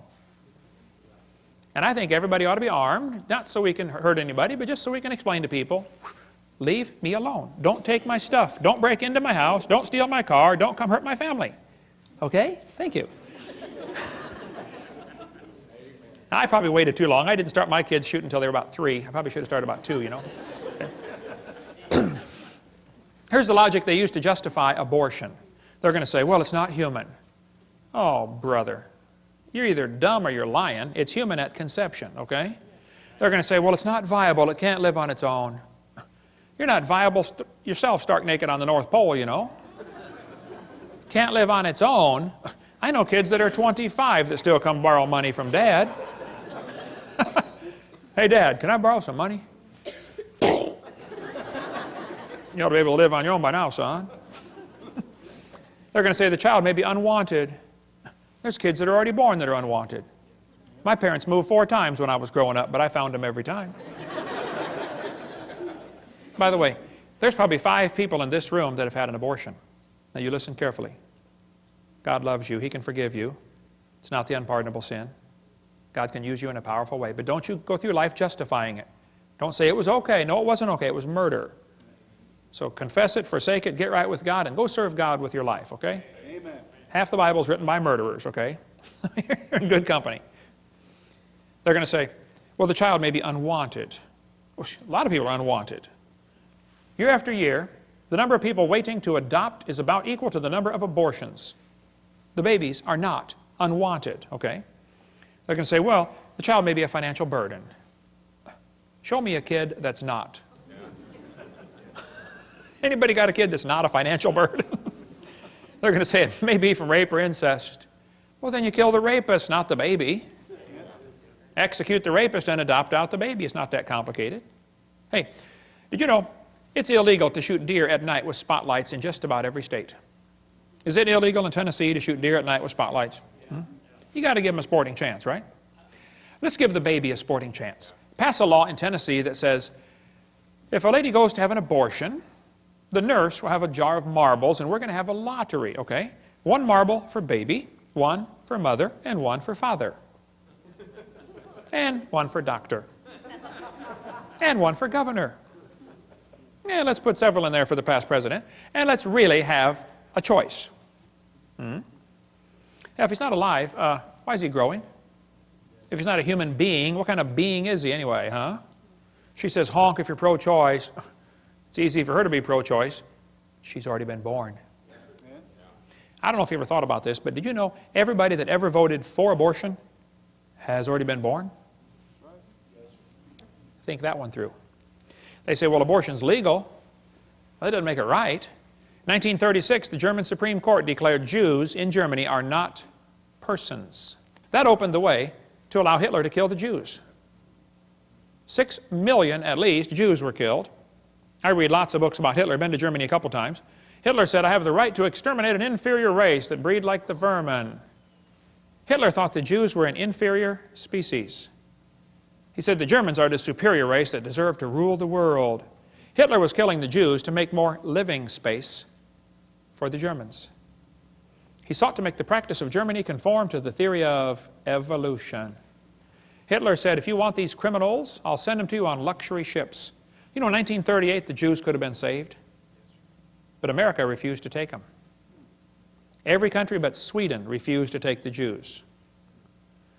Hitler's book and his mind was captivated by evolutionary thinking, probably since he was a boy. Evolutionary ideas lie at the basis of all that is worst in Mein Kampf. Hitler thought it was the duty of the strong to trample the weak.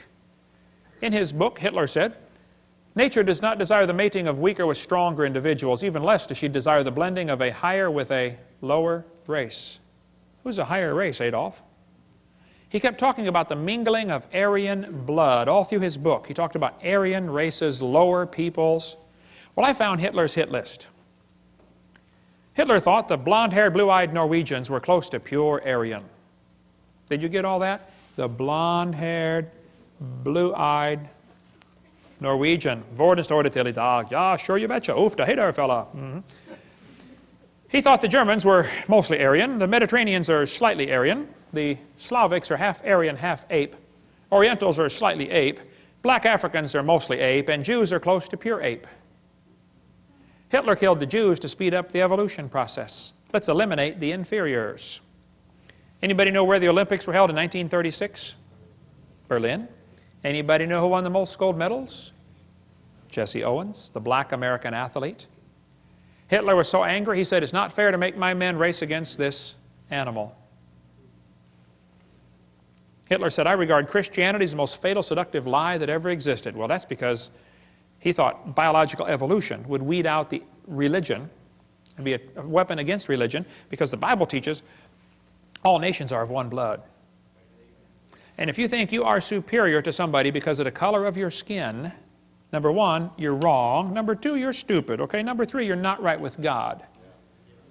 Okay, we cover more on the races, and there's no such thing as races. It's just skin colors on video number 7.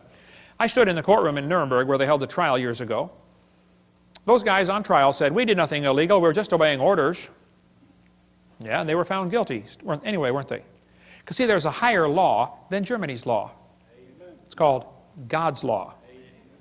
Now, the Supreme Court in America in 1973 said the word person does not include the unborn. That's the decision that opened the way now for 45 million babies to be killed in America.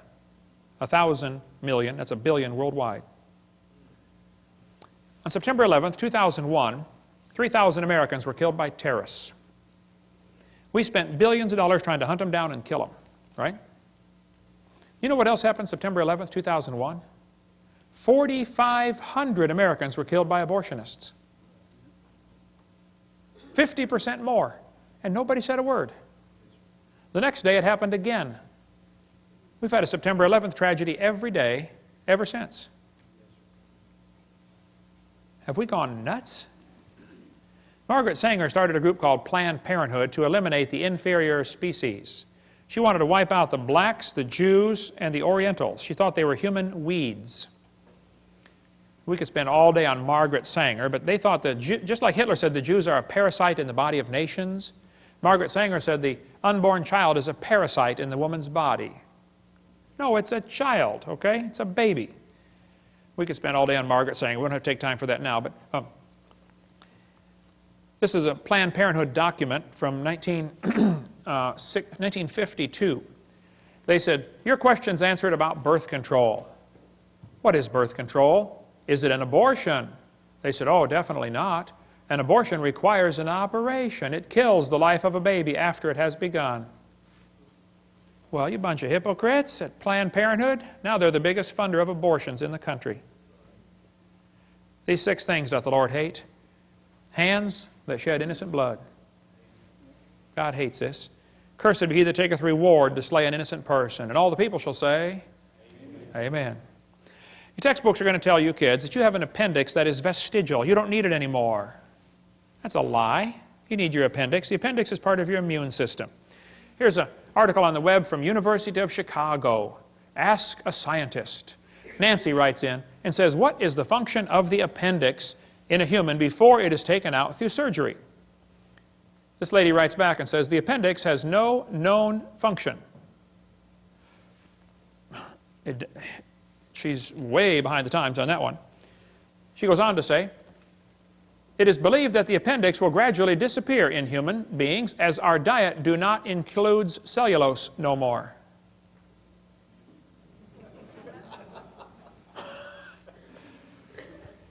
Our diet do not include cellulose no more. University of Chicago. Wow. Good place to get an education. Not in English, apparently. But in the first place, this is not true, okay? The appendix is part of your immune system. You need your appendix. The appendix activates killer B cells like your thyroid activates killer T cells. It's true you can live without your appendix. That's true. You could live without both your legs and both your arms and both your eyes and both your ears also. Doesn't prove you don't need them. If you take your appendix out, you got a much better chance of getting all sorts of diseases. This textbook says the whale has a vestigial pelvis. Many organisms retain traces of their evolutionary history. For example, the whale retains pelvic and leg bones as useless vestiges. National Center for Science Education teaches, Bossy the cow evolved to blowho the whale. The cow evolved to the whale. And the evidence is the pelvis. Whales have a vestigial pelvis and leg bone that serve no purpose. They have hind limb bones that have no function. Just imagine whales walking around. It's true. Well, here's the bones they're talking about right there. Just imagine the whale walking around. I have tried and tried to imagine, and I just can't do it. Almost every type of whale has these bones right there in the abdomen. They are not attached to the spine. That's correct. Textbook says the whale's pelvis is located far from the vertebra and has no apparent function. The whale's pelvis is evidence of its evolution from four-legged, land-dwelling mammals. This is a lie. Those little bones are anchor points that special muscles attach to that allow the whales to reproduce. Whales are kind of big, you know. And without those special muscles and those special bones, they can't get more baby whales. So either these guys are ignorant about their whale anatomy, or they're lying to your kids trying to spread their theory. But it's not true that those are vestigial, okay? There are no vestigial organs, and if there were, think about it, that would be the opposite of evolution. That's losing, not gaining. How's that going to help? You lose everything until you have it all? We could spend 2 days on whale evolution. Every one of them, Ambulocetus and Pakicetus, have all been proven baloney. They can't be intermediate species, okay? The authors were certain the feet were enormous, even though nothing was found. Basilosaurus could not possibly have been ancestral to any of the modern whales. Pakicetus was made from one small piece of jaw, a small piece of skull, a small piece of jaw, and a few teeth. You find a little bit of jaw, a little bit of skull, a couple of teeth, and you know that it's half whale, half something on land? That's kind of a stretch, don't you think? We'll cover more on that later, but there's all kinds of stuff on our website about this. I've got in my museum a 15.5-foot python snake skin. If you look at the south end of that snake skin, it's got a couple claws attached to a little 2-inch bone going up inside the snake's body. We've got them in our museum, okay? Textbook says, see, boys and girls, this is a vestigial structure. The boa and the python have these little tiny claws. Do whales or snakes have back legs? You can see that they don't. Yet, both animals have vestigial hip bones and leg bones where legs may once have existed. This is a lie. This textbook says they have reduced hind legs, rudimentary hind legs of a python snake. You've got to be kidding. Those little claws are used in mating, okay? The snake doesn't have any arms, and you can't talk and say, scoot over, honey, okay? This has nothing whatsoever to do with walking on land. It has to do with getting baby snakes. So once again, somebody's real dumb about their snake anatomy, or they're lying to your kids trying to spread their theory. This textbook shows the coccyx, the human tailbone, and Discover magazine, and it says, that's all that's left of the tail that most mammals still use. Humans have a tailbone that is of no apparent use.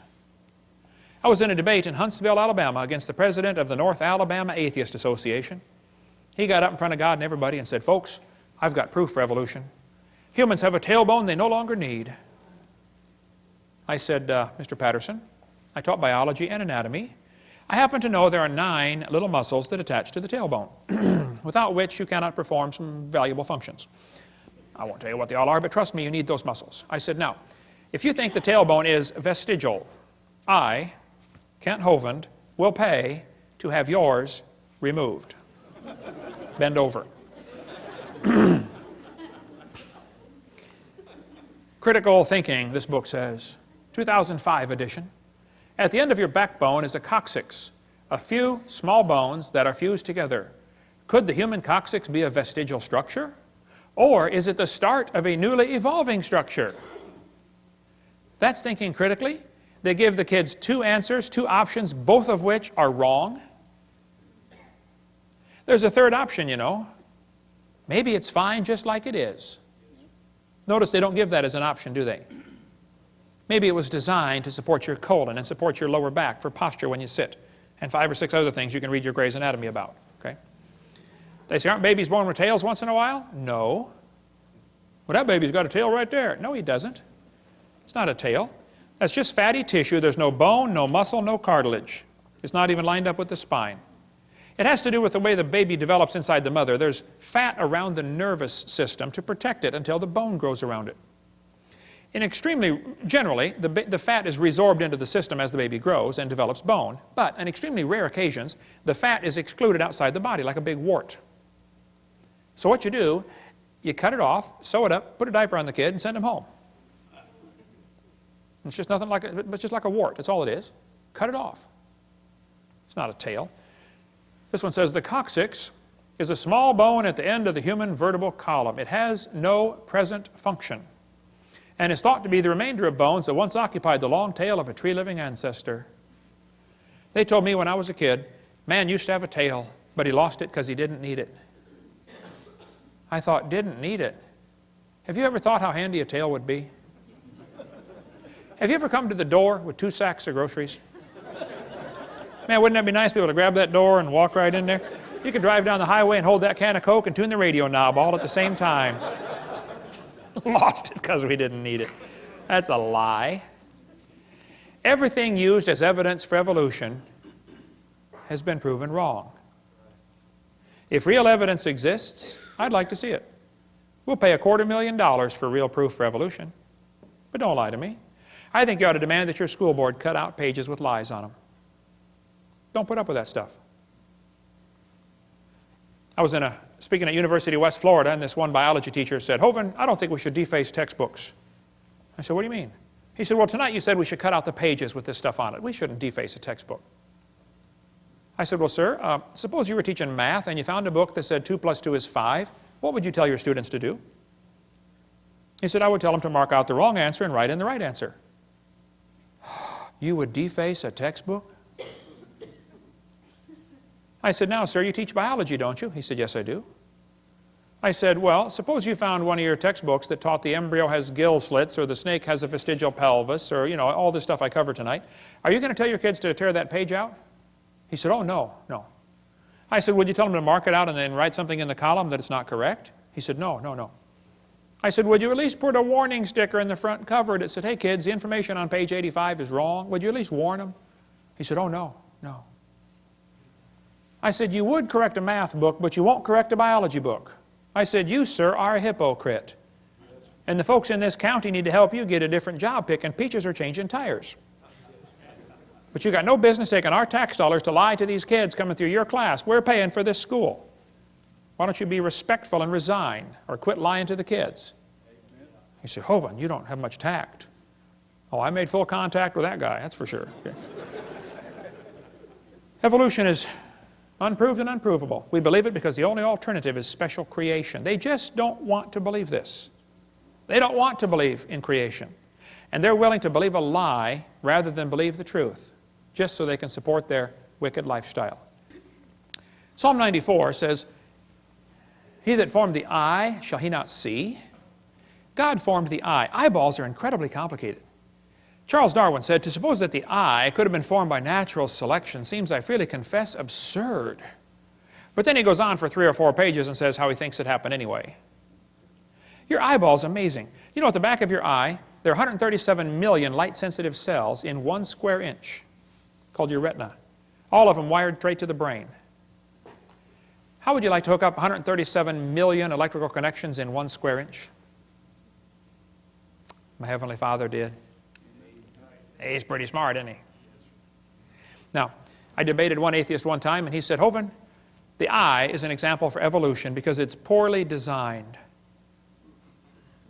I said, what on earth are you talking about? He said, well, the light comes into your eye, and then it goes through blood vessels in front of the retina. He said, that's wired backwards. He said, the octopus has a much better eye because their blood vessels are behind the retina. I said, sir, let me just explain something to you, okay? I said, we live in the air. Now, air is a pretty poor insulator for UV light. So your body is designed with the blood vessels in front of the retina. That's your body's last defense against ultraviolet light. Now, octopus live in the water, okay? Water blocks UV light, so they don't need their blood vessels in front. See, we're designed for living in air, and they're designed for living in water. Now, if you want to swap eyes with an octopus, you just go ahead, sir, but you're going to be blind in a few days, okay? Because they don't have the blood vessels in front to block the UV light. What a dumb evidence for evolution. What they're trying to say is, well, God wouldn't do it this way, so it must have evolved. Well, that's a silly argument for evolution. Maybe you just don't understand why it was designed that way. I think man's understanding of the human body is about like putting a 5-year-old kid under the hood of your car and saying, hey, kid, take out whatever this thing doesn't need.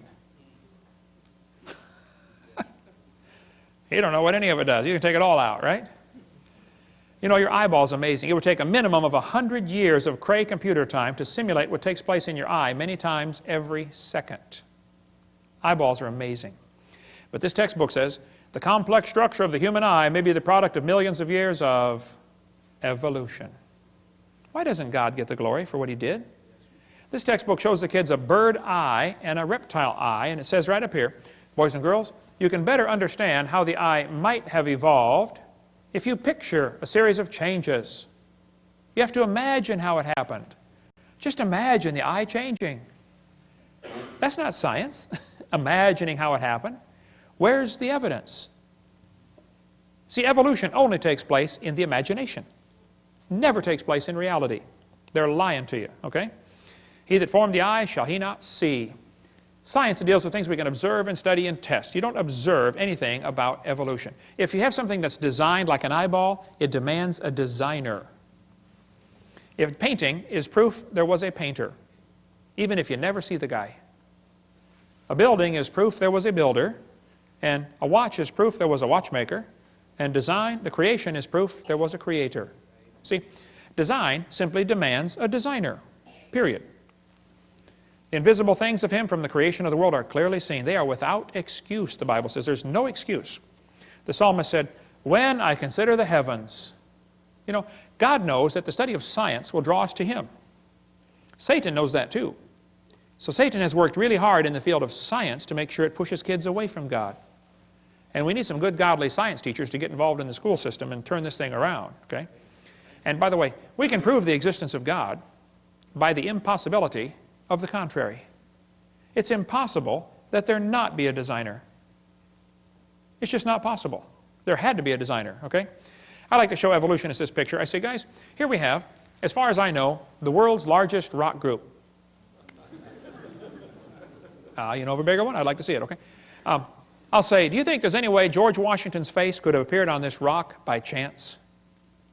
I say, no, it was designed by a guy named Borglum. It took him a long time to build it. Okay, very good. Now let me ask you a question. You say there's no way this face could appear on the rock by chance. You don't think wind could have done that? Abrasion, exfoliation, thermal expansion of the rock? Nothing? Nope, happened by design. Okay, now let me ask you this question. Do you think George Washington himself, with 50 trillion cells in his body and all these complex systems, happened by chance? I say, yeah. Now wait. You don't think his face could appear on a rock by chance, but you do think his whole complex anatomy could happen by chance. Are you dumb in any other area, or is that the only one, you know? Then they tell kids that plants are adapted to their environment. Adapted? Yes, boys and girls, gills are an adaptation to living in water. Oh, well, how did they live before they adapted the gills? Well, you see, Mr. Hovind, for millions of years, they all died. None of them lived until they adapted the gills. Oh, I see. Why don't they say it's a design feature? See, they avoid using the word designed because then some kid's going to say, who's the designer? Adaptations for living on land. Legs. Oh yes, boys and girls. Legs support the body's weight as well as allow movement from place to place. Well, that's true. It doesn't prove they adapted by themselves, though. Lungs. Oh boy, the delicate structure of a fish's gills depends on water for support. On land, lungs carry out gas exchange. That's true. That's not proof one changed to the other, though. They just make this mental, imaginary connection in the kids' minds. I've got a Casio Databank stopwatch, or watch, okay? Holds 300 phone numbers. It's a calculator, stopwatch, an alarm clock, and a countdown timer. It does not tell time. I have to look at it, but it's a pretty amazing machine. $70 at Walmart. I was in Japan a couple years ago, but I did not see the guy who makes the Casio Databank watch. I never saw him. Do I have to see the guy who made it to believe he exists? Is it logical for me to stand here in Tennessee and say, I believe there's a watch designer in Japan that made this thing? Is that logical? Even if I never see him? Sure. Would it be illogical for me to say, I've never seen him, so I don't believe he exists? That would be totally dumb, wouldn't it? And you don't have to see the Creator to believe he exists, okay? Evolutionists argue against design using arguments they designed. Think about that one. Here's a great book talking about the complexity of living things at a micro scale. We sell the book at our website. Michael Behe wrote this on Darwin's black box. He spends a whole chapter describing the hair on a bacteria. That hair is so complicated, it's attached to a little tiny motor. The motor is so tiny that 8 million of them would fit in the cross-section of a human hair, but the motor turns 100,000 RPM. Let's see you build a motor like that. Pretty amazing. And as things get smaller, the world they live in feels more sticky to them. The viscosity of the fluid seems greater. So a bacteria swimming through water is about like a person swimming through peanut butter. And that little motor is so powerful and turns so fast, that bacteria can swim about like a person going 60 miles an hour through peanut butter.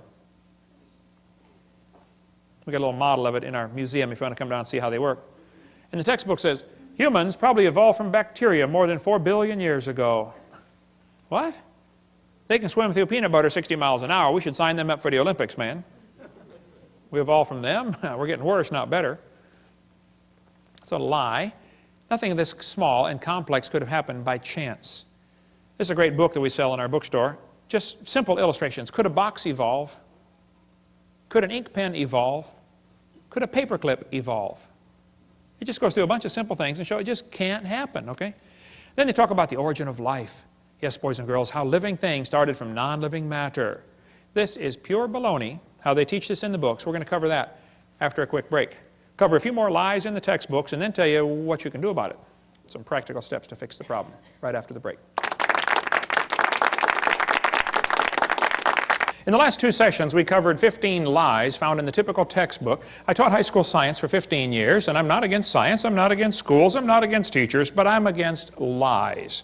Just don't lie to the kids, okay? The Bible says in the book of Proverbs, "Cease, my son, to hear the instruction that causeth thee to err from the words of knowledge." Don't listen to things that are simply not true, okay? Get the lies out of the books. The Bible says God created all things, and it says, "Heaven is my throne and earth is my footstool." Hath not my hand made all these things? God made everything. And the Bible says God formed the entire world. The Bible says God created great whales and every living thing. Now the textbooks in school are going to teach your kids that every living thing happened by itself. They're not going to teach them God created every living thing, that's for sure. Here's a textbook that says, the history of life on earth began about 3.5 billion years ago. How this occurred has been and will continue to be a topic for inquiry. Let me give you the Hovind translation of what they just said. What they just said is, it's okay to inquire how it evolved. It is not okay to inquire if it evolved. Hey kids, you're allowed to research, how did evolution happen? And if some kid says, well, maybe it didn't happen at all. Oh, shut up, kid, you're out of my class, okay? The only way you can research is, how did it happen? You cannot even ask the question, did it happen? That's not education. That's indoctrination. Okay? I'm sick and tired of paying for that stuff. Now, nobody knows how a mixture of lifeless chemicals spontaneously organize themselves into the first living cell.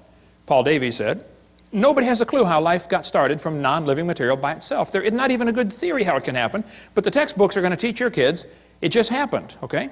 They just tell them, hey, it happened. And you can't even consider the option that maybe God made it. Here's what happened. Back in the 50s, 2 guys, Miller and Urey, decided to figure out how life evolved.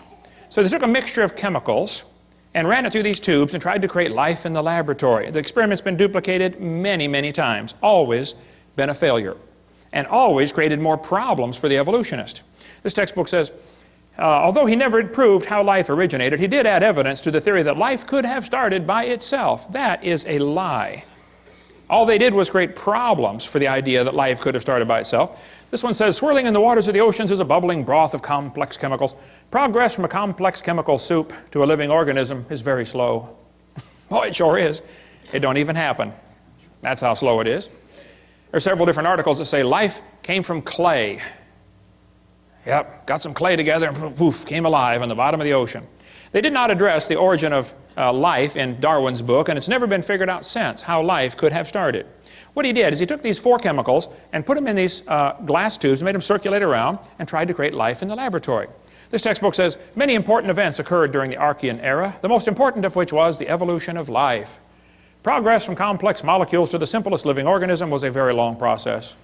I guess so.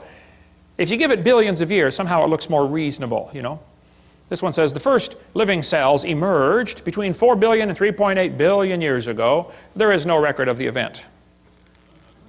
But you better believe it, and you're going to be tested on it. The first self-replicating systems must have emerged in this organic soup. So great-great-great-great-grandpa was soup. This is one of the lies in the textbooks you kids have to face. Nobody has a clue how life could have gotten started by non-living chemicals. Even Haeckel confessed, he's the guy we talked about in the last session, that made up the idea that the embryo has gill slits, you know, so they could justify abortion. Haeckel said, he claimed that spontaneous generation must be true, not because it had been proven in the laboratory, but because otherwise it would be necessary to believe in a creator. Well, Ernst, I'm sorry, bud, that's just the way it goes. Okay, there's a creator, whether you like it or not, okay? So have they really produced life in the laboratory? Oh, they haven't even come close. Here's what they did. They took 4 gases. They took methane, ammonia, water vapor, and hydrogen, ran them through these tubes, ran it through a spark chamber supposed to simulate lightning. And say, we're going to put them together and make life in the laboratory. At the bottom of the flask, they got this red goo, and they kept draining the goo off, because if it went through the spark again, it would destroy it.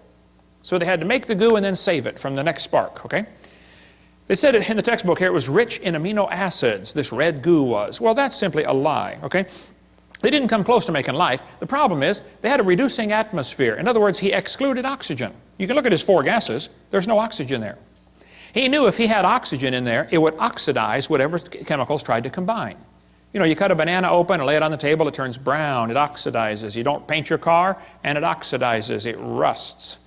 Well, living cells will oxidize quickly in the presence of oxygen. So he didn't put any oxygen in there. That creates a serious problem, because if you have oxygen, you cannot get life to come from non-living chemicals. The problem is ozone is made from oxygen, and ozone blocks UV light, and UV light destroys ammonia, and ammonia is one of the 4 gases he's got. So you cannot get life to evolve with oxygen, and you cannot get life to evolve without oxygen. Because if you don't have oxygen, you don't have ozone, and now your ammonia gets destroyed. It's just not going to work either way. And the earth has always had oxygen, even more than today. This guy said, what evidence is there for a primitive methane, ammonia atmosphere on earth? The answer is there is no evidence for it, but much against it. We find in general no evidence in the sedimentary distribution of carbon, sulfur, uranium, etc., that an oxygen-free atmosphere ever existed on the earth. If somebody tells you the early earth had a reducing atmosphere, you tell them Kent Hovind said they're confused or they're deliberately lying, because it's not true. The earth has always had oxygen. This article said, it's suggested from the earliest dated rocks at 3.7 billion years ago, earth had an oxygenic atmosphere. They've always known the earth had oxygen, even more than we have today. We covered that on seminar part 2, how the early earth probably had even more oxygen, made them live longer. This textbook says, there was no oxygen on the earth, which is a lie, and then it says the rocks absorbed it. Hello? How can they absorb it if it wasn't there? Well, think about it. Second problem they had with the Miller experiment, they filtered out the product. That is not realistic for nature, okay? They saved the goo from getting sparked the second time because it would have destroyed it. What he actually made in this experiment was 85% tar, 13% carboxylic acid. Now, both of those are poisonous to life. If you make a mixture that's 98% poisonous to the other 2%, I don't think it's logical to say you've succeeded in creating anything that's going to help make life, okay?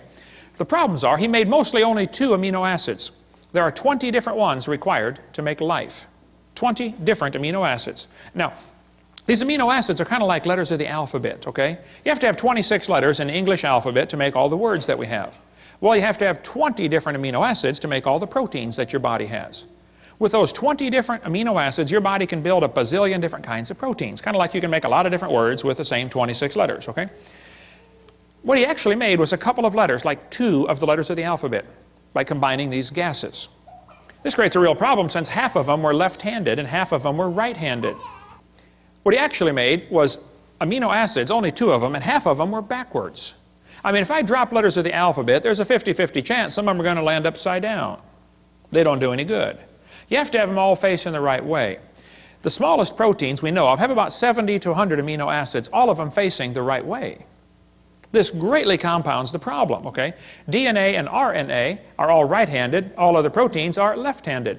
This is a very puzzling fact. All proteins that have been investigated from animals, plants, and higher organisms, and from simple organisms, bacteria, molds, even viruses, are made of left-handed amino acids. They're all that way. So he's really got a problem since half of his letters were backwards. And there are hundreds of amino acids required to combine in just the right way to make a protein, and they unbond in water faster than they bond. And they claim this all happened in the oceans. Well, the oceans are completely full of water, all the way to the bottom. And Brownian motion is going to drive them apart. It's not going to put them together. One of the lies in the textbooks is that they made life in the laboratory. They have all they've done. Every experiment has made the problem worse for the evolutionist, okay? These spontaneous generations do not occur spontaneously in water. Life is not going to get started in this way. There's a whole lot more in the book, Icons of Evolution, if you want a lot more on the subject to go down deep. But they got this weird idea in their head that all they have to do is get all the right chemicals together and then add energy, and it'll make life. Okay, well, let's do an experiment. Let's put a frog in a blender and turn it on. In a matter of moments, you will have frog nog. And you will have all of the chemicals required to make a frog in one blender, right? Then we're going to add energy. You can turn it on puree for 30 minutes. You can nuke it, microwave it, zap it with jumper cables. I don't care what you do. Drop a hand grenade in there. Add all the energy you want, okay? How long will it take to reassemble the frog? It'll never happen. See, just getting the chemicals together isn't the problem. You go to the mortuary, you got a dead body laying there, you got all the chemicals required for life right there in one spot. Bring it back to life. Life is something different. I don't think science has ever defined that clearly, but they talk about how we all came from this early life form. Once this first life form got started, this single cell, then it evolved into everything else. Like this textbook shows the kids that a bacteria slowly evolved to a human. These trees of life are absolute propaganda. There is no evidence for any of these, okay? Even Mary Leakey said, those trees of life with the branches of our ancestors, that's a lot of nonsense, okay? Stephen Gould said the evolutionary trees that adorn our textbooks are not the evidence of fossils, that's for sure. There is no evidence that any animal is related to any other kind of animal. But this textbook says, all the many forms of life on Earth today are descended from a common ancestor found in a population of primitive unicellular organisms. There's no such thing as a primitive unicellular organism. If it's alive, it's complicated. We'll cover more on that in a minute. And then it says, no traces of those events remain. What they do is they tell the kids, okay kids, the mammals, the birds, and the crocodiles have a common ancestor. They draw these trees in the books, and they look so pretty, and the kid goes, wow, they've got proof. I saw it in my book. No, they've got a picture in your book, okay? Everything inside that circle is pure religious speculation. They think it happened, they hope it happened, but there is zero evidence for anything inside that circle.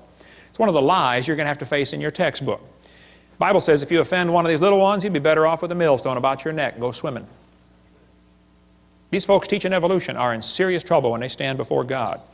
Then they tell them we come from a simple, primitive, unicellular organism. Look, just because it's smaller doesn't mean it's simpler.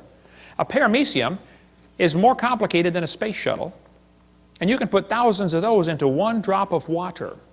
Smaller is not simpler. That's one of the lies in the textbooks. I'll show you. Here's a microchip inside a paperclip. Pretty small. Not simple. This microchip is being held in the mouth of an ant, and that little microchip can process every letter of the Bible 200 times per second. Smaller is not simpler. I'll show you. Let's compare the brain of a honeybee to NASA's Cray computer. At one time, the world's fastest computer, I think they got a faster one now. The brain of a honeybee is pretty small. The Cray computer is huge. We would all agree there's a size difference, right? Okay. Now, the Cray computer could do 6 billion calculations per second. It was estimated that the honeybee's brain is doing about 1 trillion calculations per second, 1,000 billion. So that little honeybee brain is about 133 times faster than a Cray computer. The Cray uses many megawatts. It's power hungry. The honeybee uses 10 microwatts.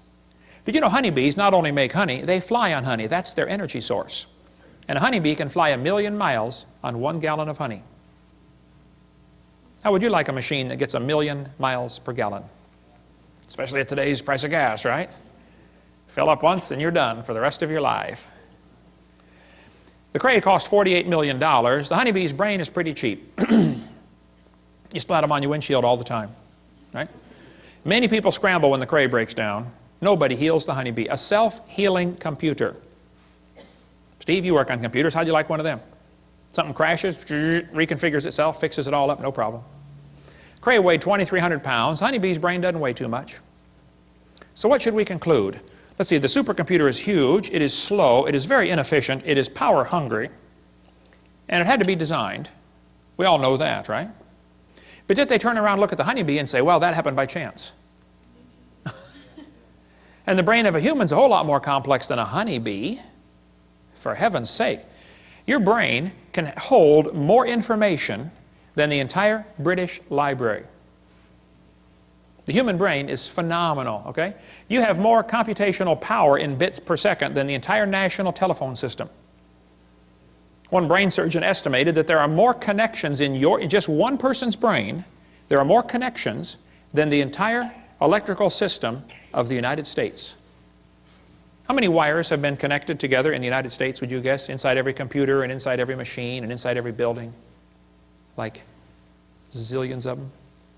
One brain has more than that. One professor told me that he believed in evolution, and I said, well, sir, do you believe your brain is nothing but 3 pounds of chemicals that got together by chance? He said, yeah. I said, then how can you trust your thoughts and the conclusions you come to? Maybe you got a chemical in there backwards. He did, by the way, several actually. But then they tell the kids, well, DNA is pretty tiny, but that proves evolution. That's what this textbook says. We have evidence of evolution from molecular biology. Darwin speculated all forms of life are related. This speculation has been verified. They are lying to your kids. Nothing about DNA has helped with the evolution theory at all. DNA, which stands for deoxyribonucleic acid, is the most complex molecule in the universe. Unbelievably complicated molecule. That little DNA molecule, average person has 50 trillion cells in their body with 46 of those little molecules in each cell. 46 chromosome strands in each cell of your body. If you extracted all of it, it would only fill about 2 tablespoons. But if you took those DNA strands and unwound them, stretched them out, tied them together, one person's DNA would reach from Earth to the moon and back over 500,000 times. Round trips to the moon.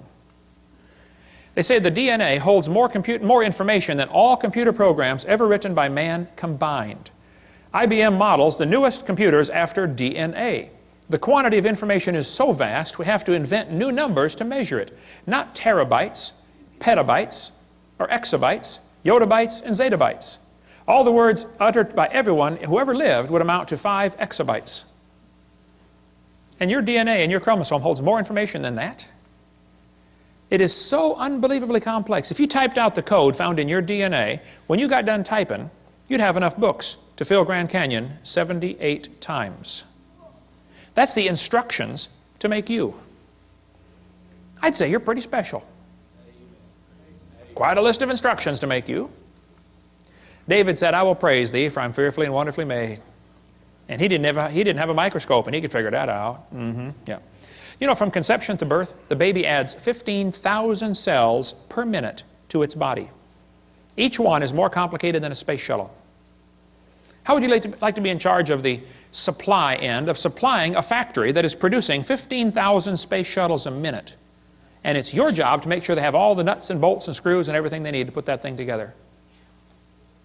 Some of you women are saying, boy, I did it, and that's hard too. Sometimes they want pickles in the middle of the night, you know. What are you building down there anyway, you know? The probability of one DNA happening by chance has been calculated to be 1 in 10 to the 119,000th power. That's a big number when you figure the entire visible universe is about 10 to the 28th inches in diameter.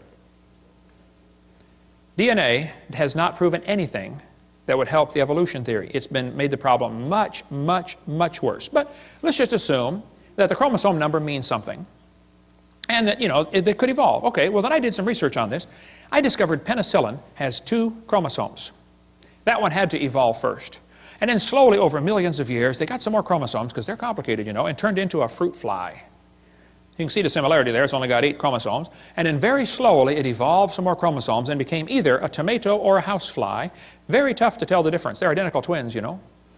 And then very slowly over millions of years it evolved into either a pea or a bee. You can see the similarity there, you know, pea, bee, very similar. And slowly became lettuce and then a carrot. And finally, when we got to 22 chromosomes, triplets. The possum, the redwood tree, and the kidney bean all have 22 chromosomes. Average scientists cannot tell them apart. Let's see, which one is which here? Okay, let's see, tree, possum, bean, and we have 46, folks. And if we can just get 2 more, the next step of human evolution, we're going to become a tobacco plant. I know some already smell like it. Sometimes I'll get on the elevator and I'll say, man, you're evolving, you're way ahead of me.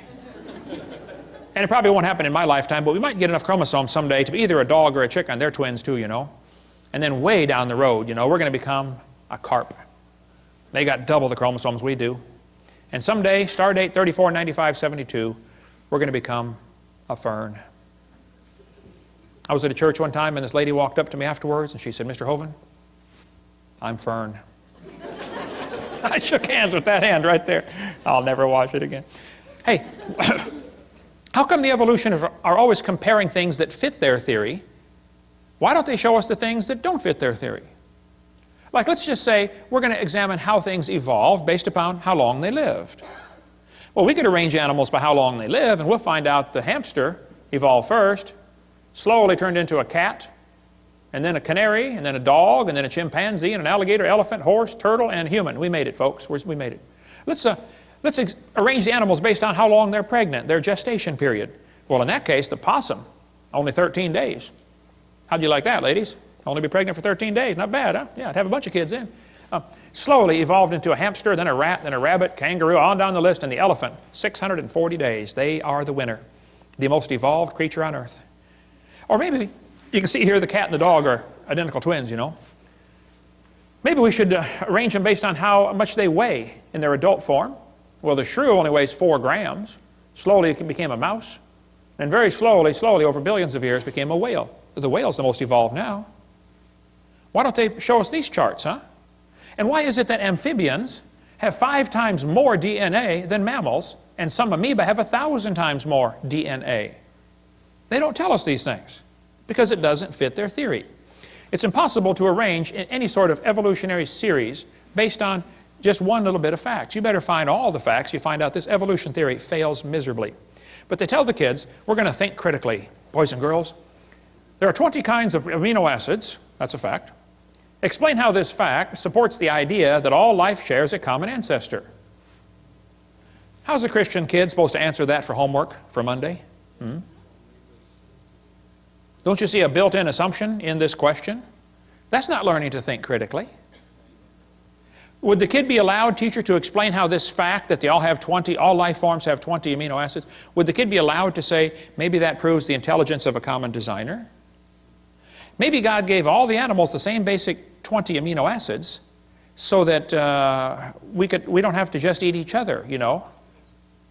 I mean, if they're all totally different, wildly different kinds, then we could only eat other humans.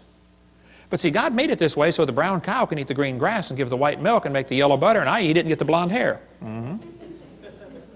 Maybe that's why there's all the same basic building blocks. Yeah. One of the lies they face in the textbooks is this idea that all these similarities prove a common ancestor. Well, let's pretend that it does, okay? This textbook says humans and orangutans are 96% similar, proving a common ancestor 15 million years ago. I don't think so. Humans and chimps have thousands of differences. Thousands of differences. Overall, this guy says the genetic difference is only 1.6%. Oh, that's what they used to think, but that's a lie. Barney Maddox was the leading genome researcher on this project. He said the genetic difference between human and chimpanzee is at least 1.6%. That doesn't sound like much, but calculated out, that's a gap of 48 million nucleotides. And a change of only 3 nucleotides is fatal to an animal. He said it's not going to happen. That's when they thought the difference was 1.6%. It's still too big of a gap. Now then, later they found out, oh, actually it's a 95% similarity, which is 5% difference. And just recently they said, oh no, wow, look at this, it's 7.7% difference. The more we study about this, the worse the problem gets for the evolutionist. Actually, it's becoming worse by the day. This result is based on only 1 million DNA bases out of 3 billion. They've only analyzed 1/3000th of the human DNA code. Very small percent has actually been analyzed. French and American scientists have mapped chromosome 14, the longest sequence to date. and the site of more than 60 disease genes. The feat enlisted nearly 100 researchers and marks the 4th of the 24 human chromosomes mapped so far. If somebody tells you they have mapped the entire human genome, you tell them Kent Hovind said they're mistaken or they're lying. Okay? They've only mapped a small percentage. Okay? Then it says, the French National Sequencing Center said the chromosome is comprised of more than 87 million pairs of DNA, all of which have been sequenced, so the chromosome's map includes no gaps. This is the longest piece of contiguous DNA sequenced. 87 million pairs, a fraction of the total 3 billion pairs found in the human genome. They still don't know how much there's in there, and it's already 7.7% difference. This researcher said, human genome is littered with up to 20,000 pseudogenes. That proves evolution. I get this in debates all the time. They'll say, what about the pseudogenes? I said, there's no such thing. They say, well, yeah, there is. There are thousands of pseudo, which means a false gene. It doesn't do anything. Oh, no. Those pseudogenes serve several purposes. Number one, they serve as decoys to draw poisons away from the real ones. Number two, they serve as backup mechanism. It's like your computer has an automatic backup. You know, if a piece of the memory gets destroyed, another one of those pseudogenes jumps right in, takes over. No, there's not. They took out some of the pseudogenes to see what would happen. They said, well, the mouse doesn't need these things. Let's take them out. And there's how they turned out. They were deformed terribly. No such thing as a pseudogene. The pseudogene may function as a decoy to lure away destructive enzymes. Discover Magazine of '03. We could spend all day on DNA sequencing, but you know, it could be. We have similar DNA to other animals because we have the same designer. You know, similar bridges would have similar blueprints, wouldn't they? Similar cars would have similar instructions on how to build them, how to make them. Man has a pretty good understanding of how cars work. My daddy started us boys off working on cars when we were, 7 years old. I've had 128 cars, I believe. I've rebuilt the motors, the transmissions, the wobbleator shafts, the differentials, the high-speed Canuten valves, and the muffler bearings. I have a pretty good understanding of how cars work. But understanding the operation of a car does not explain the origin of the car. Big difference. See? Let's suppose your son turns 16. All of my kids did a few years ago. Your son comes up and says, hey, Dad, I got my license. Let me see that thing, son. Let me see your license. Come on. Wow, son, that's a lousy picture. It is a good likeness, though. He says, hey, Dad, can I drive the car? Well, son, your mom and I knew this day was coming. The car is a very complicated machine. Did you know there are 3,000 bolts required to hold a car together, and one nut can scatter it all over the highway? We don't think you're ready for the whole car, son. We're going to let you slowly evolve into the car. This year we're going to give you 10%. Next year maybe just a little more. Hey, what good is 10% of a car? That's what you put in a junkyard. How many things have to be right on a car to make it work? Like thousands of things? How many things would have to be wrong to make it stop working? Any one of the many thousands of things. Like not having the keys, not having any gas in it, Take the distributor cap off and run a pencil around the inside and put it back on. Boy, they'll never find that one. Take the spark plug wire off, put a doorbell wire in there, shove it back down, feed the doorbell wire through the firewall, and weave it through the fabric of the front seat. Do that when they're going on their honeymoon, get in the car. Wow, let's go, honey. Bam! Ooh. Ooh, what was that? Okay. There's 1,000 things that make your car quit running. Probably 10,000 ways to stop a car from running. Shove a potato in the exhaust pipe, watch what happens. I don't want to give you any more ideas, okay? But there are thousands of differences between humans and chimpanzees. But if you think a percentage of similarity proves a relationship, let me show you the research I've been doing. I discovered clouds are 100% water. Watermelons are 97%. It's only 3% difference. That proves they're related. Jellyfish are 98%. Missing link. And so are snow cones. Yeah, there we go. We got the proof, okay? Then they tell them fossils prove evolution. I say, guys, you got to be kidding. This textbook says, evidence of evolution from the fossil record. Oh, no, don't give me that. That's a lie. There is no fossil record. There's a bunch of bones in the dirt. It's not a record, okay? You're putting your interpretation on those bones they're digging out of the dirt. There is no fossil record. This textbook says evolution is a fact. The fossil record provides some of the strongest evidence that species evolved over time. This is silly. There is no fossil record. You don't look back into time. You look at a bunch of bones you dug out of the dirt. And you put your interpretation on them, okay? Fossils only exist in the present. They don't exist in the past. I mean, you're digging them up and it's 2005, okay? You can't say, wow, this fossil is 40 million years old. You don't know that. Okay? All we do is put our interpretation on the fossils. But the kids are taught fossils contribute to our understanding of evolution.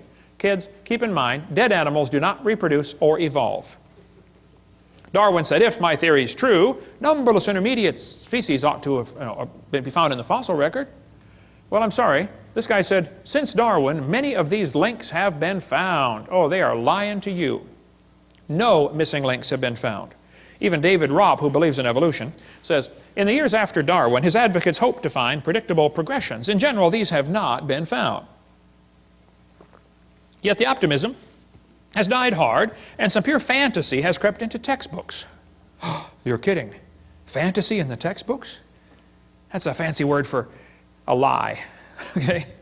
And we could spend 2 days on the fossil record. There's no fossil record, and there are gaps all over the place. Every place where there ought to be something, they find nothing. No evidence for how the whale evolved, or how the birds evolved, or how the flowering plants evolved. No evidence whatsoever. If you find a fossil in the dirt, all you know is it died.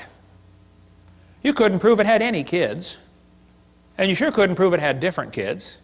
And why would you think a bone in the dirt can do something animals today cannot do? Which is produce something other than their kind. Luther Sunderland wrote to major evolutionists all over and said, hey, where's the evidence for evolution?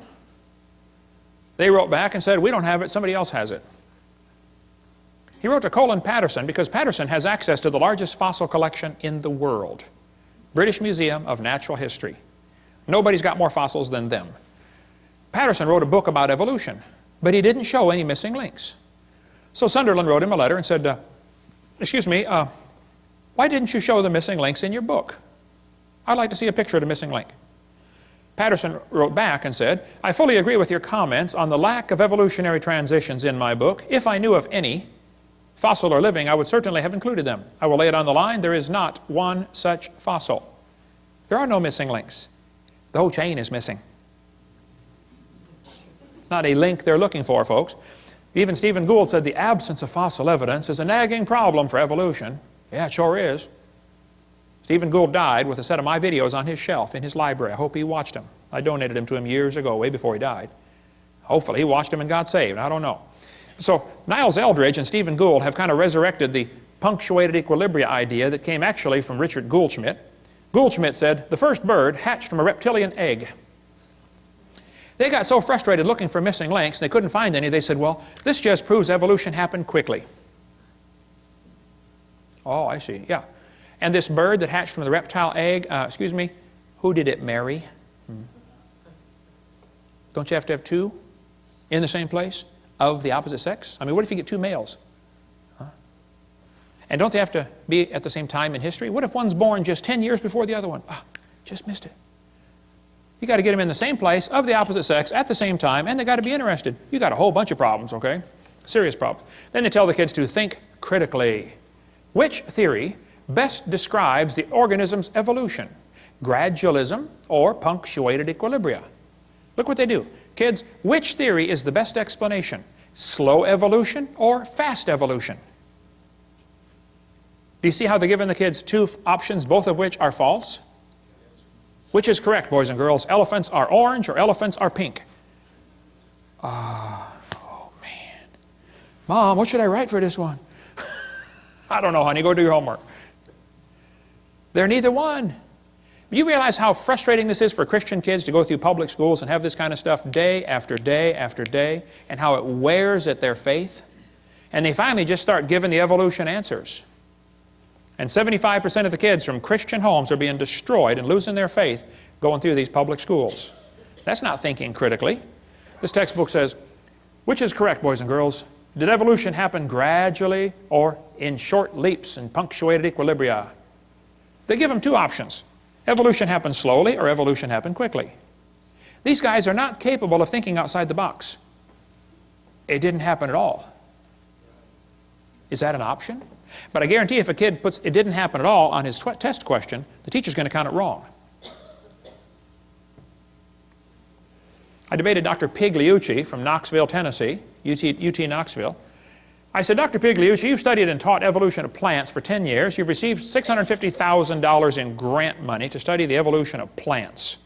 What's the best evidence you know of for evolution? That was my question. His answer was, the evolution of whales. I said, just exactly what kind of plant is a whale anyway? Yeah. He said, the hippo is evidence for evolution because it's in the process of adapting to an aquatic way of life. Hippo is proof for evolution because it likes to go in the water. Wow, I like to go in the water too. What's that mean? Evolution's a shell game. Everybody thinks that somebody else has the evidence. The biologist says, oh, we don't have it. The geologist has it. The geologist says, oh, we don't have it. The anthropologist has it. It's a shell game with one major difference. You know how they put the P down there and try to get you confused, you know, which one has the P? The difference is there's no P under any of them. Nobody has the evidence. Nobody. They're all lying. They say, what about horse evolution? Yes, boys and girls, you see this? The four-toed horse evolved to the one-toed horse. That's a lie, proven wrong 55 years ago. The hyrax is the so-called four-toed horse. They're still alive today. In Africa and Turkey, there's still a little bitty critter. There's one right there, a hyrax. They don't tell you the early horse had 18 pairs of ribs. The next one had 15. These animals are not even related. They just picked some bones and put them in order they wanted them. The next one had 19 and then back to 18. This horse evolution theory was proven wrong a long time ago. There's a whole variety of horses today, by the way, big ones and little ones. But back in 1950, G.G. Simpson, a famous evolutionist, said, this horse evolution was unintentionally falsified. It's not true. The evolution of the horse was all wrong. It never happened in nature. Horse evolution has not held up under close examination. The whole idea was made up by Othniel Marsh back in 1874. He picked animals from all over the world and put them in order the way he wanted it to happen. He never found them in that order, okay? Modern horses are found in the same layers as the so-called ancient horse. The ancient horse is just an animal still alive today in Turkey and East Africa. The ribs, toes, and teeth are different. In South America, the fossils are in the reverse order. Real problem. They're never found in the order presented in the textbooks. Tulsa Zoo finally took out their display because a friend of mine wrote him a letter and said, hey, why do you have the horse evolution on display? I've got the letters here somewhere. Did you get those out, Steve? They're in the suitcase? Okay. You can come read those later. He wrote him a letter and said, guys, your horse evolution thing was proven wrong like 50 years ago. You know, would you please remove the display? And they said, we don't have the funding to remove it.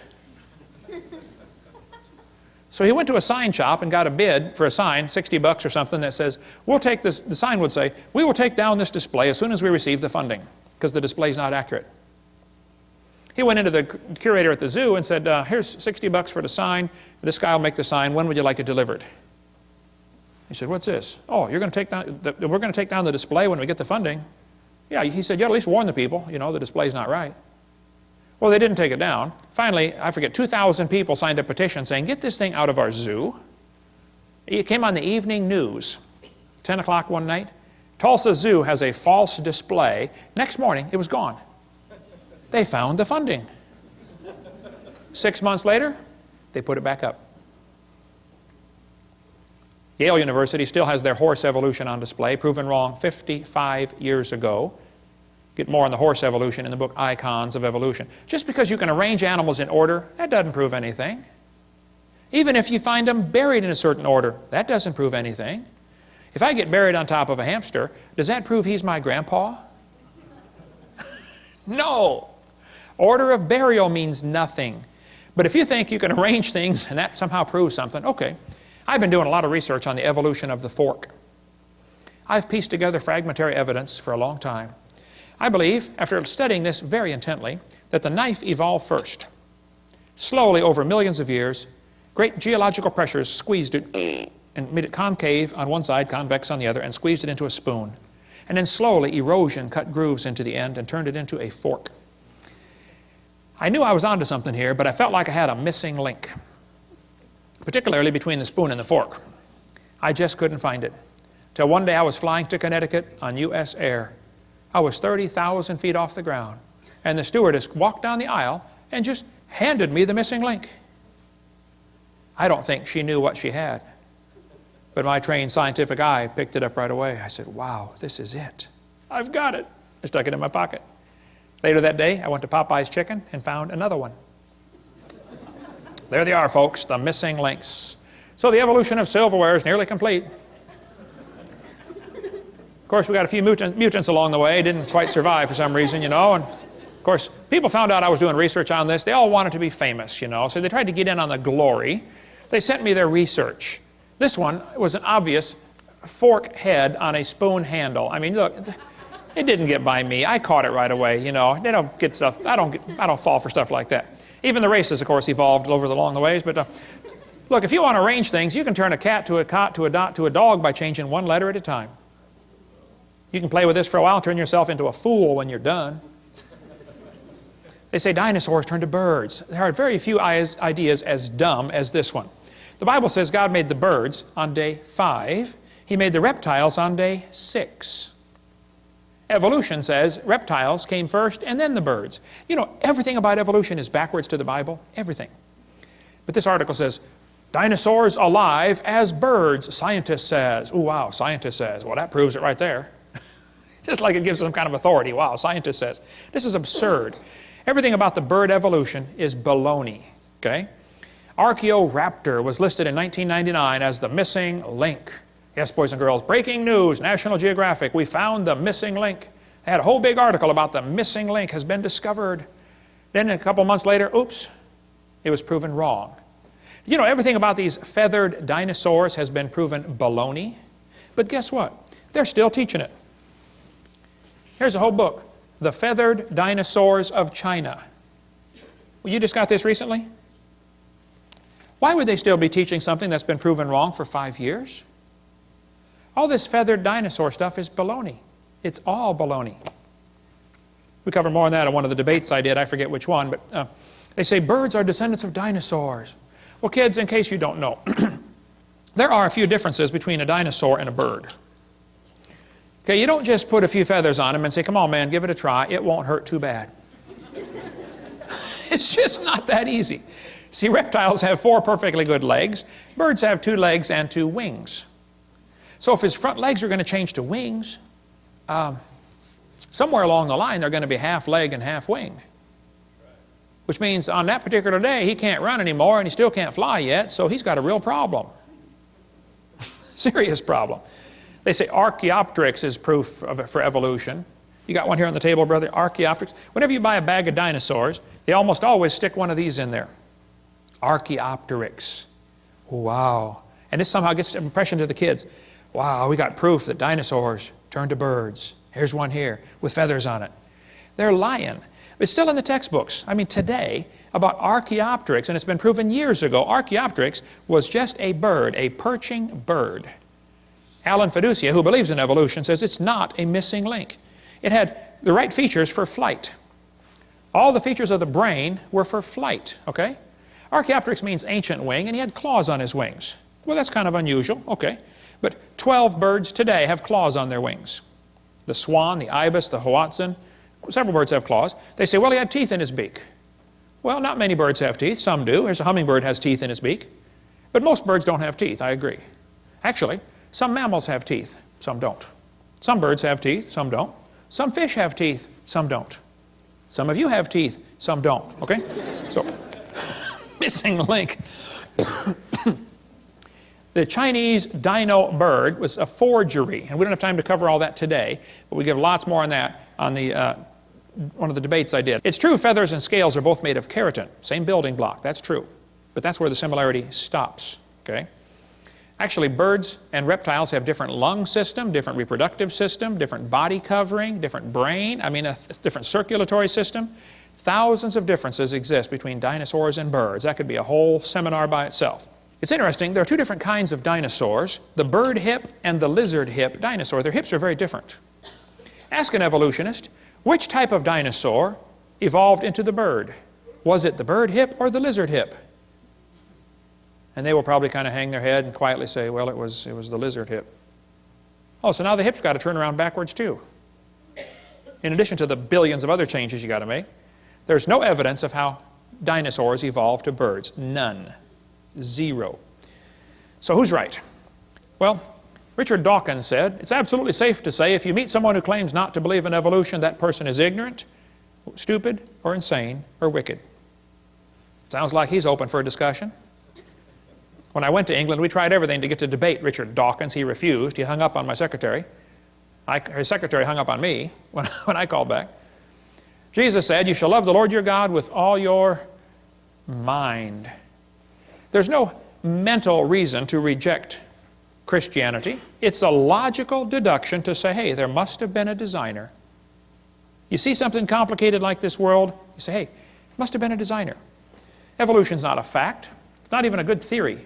It's not even a hypothesis. It's a metaphysical research program. Julian Huxley said, I suppose the reason we leapt at origin of species was the idea of God interfered with our sexual mores. We don't want God telling us what to do. Evolution is a religion. Even Michael Ruse said that. He said, I'm an ardent evolutionist and an ex-Christian. But I must admit that is one complaint, Mr. Gish is but one of many to make it. The literalists are absolutely right. Evolution is a religion. This was true of evolution in the beginning, and it's true of evolution still today. We believe in evolution because the only alternative is creation. And that's right. That is the only alternative.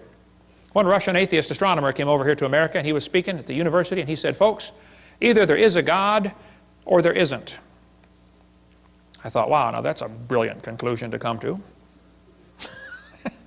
But then he said, both possibilities are frightening. I thought, wow, now that is a brilliant statement. See, if there is a God, we better find out who He is and find out what He wants and do what He says. If there is no God, we're in trouble. We're hurtling through space at 66,000 miles an hour and nobody's in charge. That's a scary thought. Even one famous scientist said, this evolution, transformationism, is a fairy tale for adults. The theory has helped nothing in the progress of science. It is useless. Even if evolution theory is true, it's useless. It's of no value to science whatsoever. Evolution is a kind of dogma which its own priests no longer believe, but which they uphold for the people. Even most scientists don't believe in this, but they're afraid of losing their job or their research grant money, or they're afraid of peer pressure. No different than a fifth grader afraid what the other fifth graders think of them. We got college professors out there teaching these lies that I've covered just because they have to, because that's their job. Muggeridge said, I'm convinced the theory of evolution will be one of the great jokes in the history books of the future. Satan is a liar. And everything about this theory is based on lies. Even Thomason said, these people who go about teaching evolution are great con men. The story they are telling may be the greatest hoax ever. We do not have one iota of fact to support this evolution theory. So Fred Hoyle, the famous astronomer, said, well, life is so complicated, it could not have evolved on Earth, so it must have come from outer space. Well, duh. All that does is postpone the problem. How did it happen out there? This guy says, evolution is a light which illuminates all facts. All lines of thought must follow. This is what evolution is. Well, Pierre de Chardin, the Catholic priest that got most of the Catholics to believe in evolution, including the Pope, who's 3 times now said, we believe in evolution. Pierre de Chardin is one of the guys responsible for the great Piltdown hoax. He's a liar. Absolute bald-faced liar. God's Word is a light. Okay? Not evolution is a light. But if a kid goes 12 or 15 years to school in your school system, how's he going to view the world? Probably like an evolutionist. Why would they teach these lies? Well, some people think that if everybody believes in evolution, that will make it true. It doesn't matter if everybody believed in it. That wouldn't make it true yet, okay? Some people teach the lie to keep the paycheck coming in. Kids, there are teachers that don't believe in evolution, but they keep teaching it anyway because they like their paycheck every Friday. And they will lie to you to keep their paycheck coming in.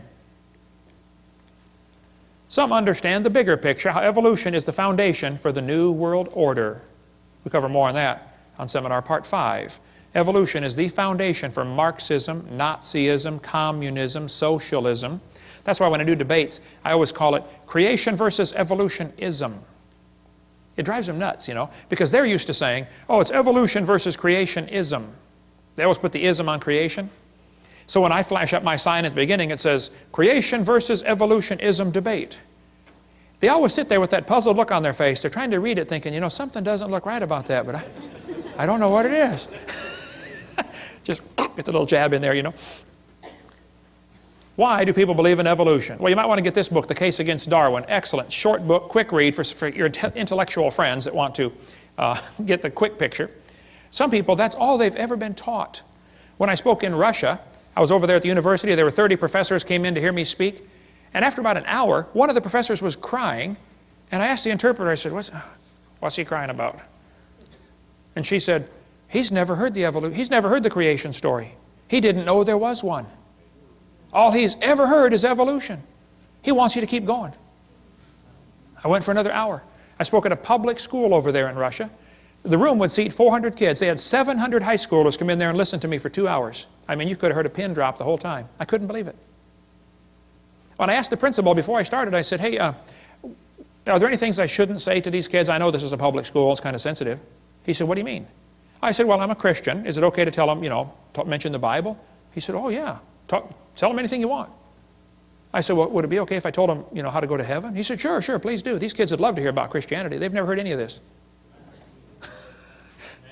Wow. Door you can drive a truck through, brother. But they use the same lies in Russian textbooks. Here's a Russian textbook talking about the forelimb, proving evolution, the different geologic column strata, all the stuff we covered earlier. So why do they believe this stuff? Well, some believe it because that's all they've been taught. Some, their job depends on it. Some, they hope there's no God to answer to. They did not like to retain God in their knowledge, the Bible says. They just don't like this idea. And it says, God will send them strong delusion. The more I think about this, that is so true. Anybody that believes they came from a rock 4.6 billion years ago has to be strongly deluded. Think about it. Oh, there's so much we could cover on this. Some people simply have too much pride to admit they have been wrong all their life. So, kids are being taught evolution. There's no question about it.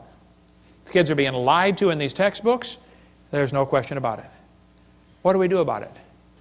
Well, we cover that in great detail on our public school presentation on the Green series of tapes. Get the public school presentation. We'll tell you step by step what to do, how to get these lies out of your textbook, how you can get on the school textbook selection committee, how you can get your kid exempt from class.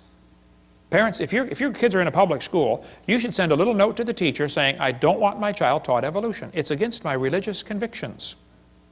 Sign it, notarize it if you'd like, give it to the teacher and to the principal. Then if they continue giving you a hard time, you say, oh, now, excuse me, do you discriminate against people because of their religious convictions? Watch their eyes light up on that one. And if they still give you a hard time, contact me. I got some lawyers waiting in the wings that are anxious to get a lawsuit like that. Title 42, discrimination based on religion. Wow. That principal's going to be the garbage collector the next week. I guarantee that principal's going to call that teacher in and say, look, let this kid out of class. Stop teaching evolution. I had one guy call me a couple of years ago. He said, Brother Hovind, my second grade daughter's teacher just called me. And the teacher said, Mr. Jones, whatever his name was, I forget. He said, your second grader's in my class, your daughter, and she stops me every time I start teaching something about evolution.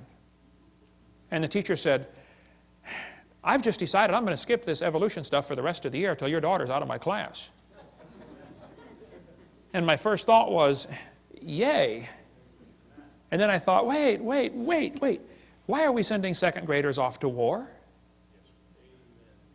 This is a battle the parents ought to be fighting, not the kids. We're the salt of the earth. Salt irritates. Hey, if nobody's irritated at you, you're not a good Christian. You don't have to try to irritate them. You try to be salty. That will irritate them. Salt preserves from corruption. How come you got so many lies in the textbooks right here in Tennessee in the middle of the Bible Belt? Where's the Christians that are supposed to preserve the world, huh? Why don't some of you get on the school board and do something about this? Why don't some of you get a committee to say, hey, let's take these pages out of the book. This is a lie. It won't cost the school anything. I'll show you. How many of you would volunteer to take the pages out of the book and bring your own scissors? Won't cost the school a dime. Let's do better than that. How many of you would pay $20 for the privilege of being on the committee to cut the pages out of the book and still bring your own scissors? We just had a fundraiser. We just raised $1,000 for the school. Wow. Won't cost them a dime. There are many good, sincere, godly public school teachers, and I praise God for them.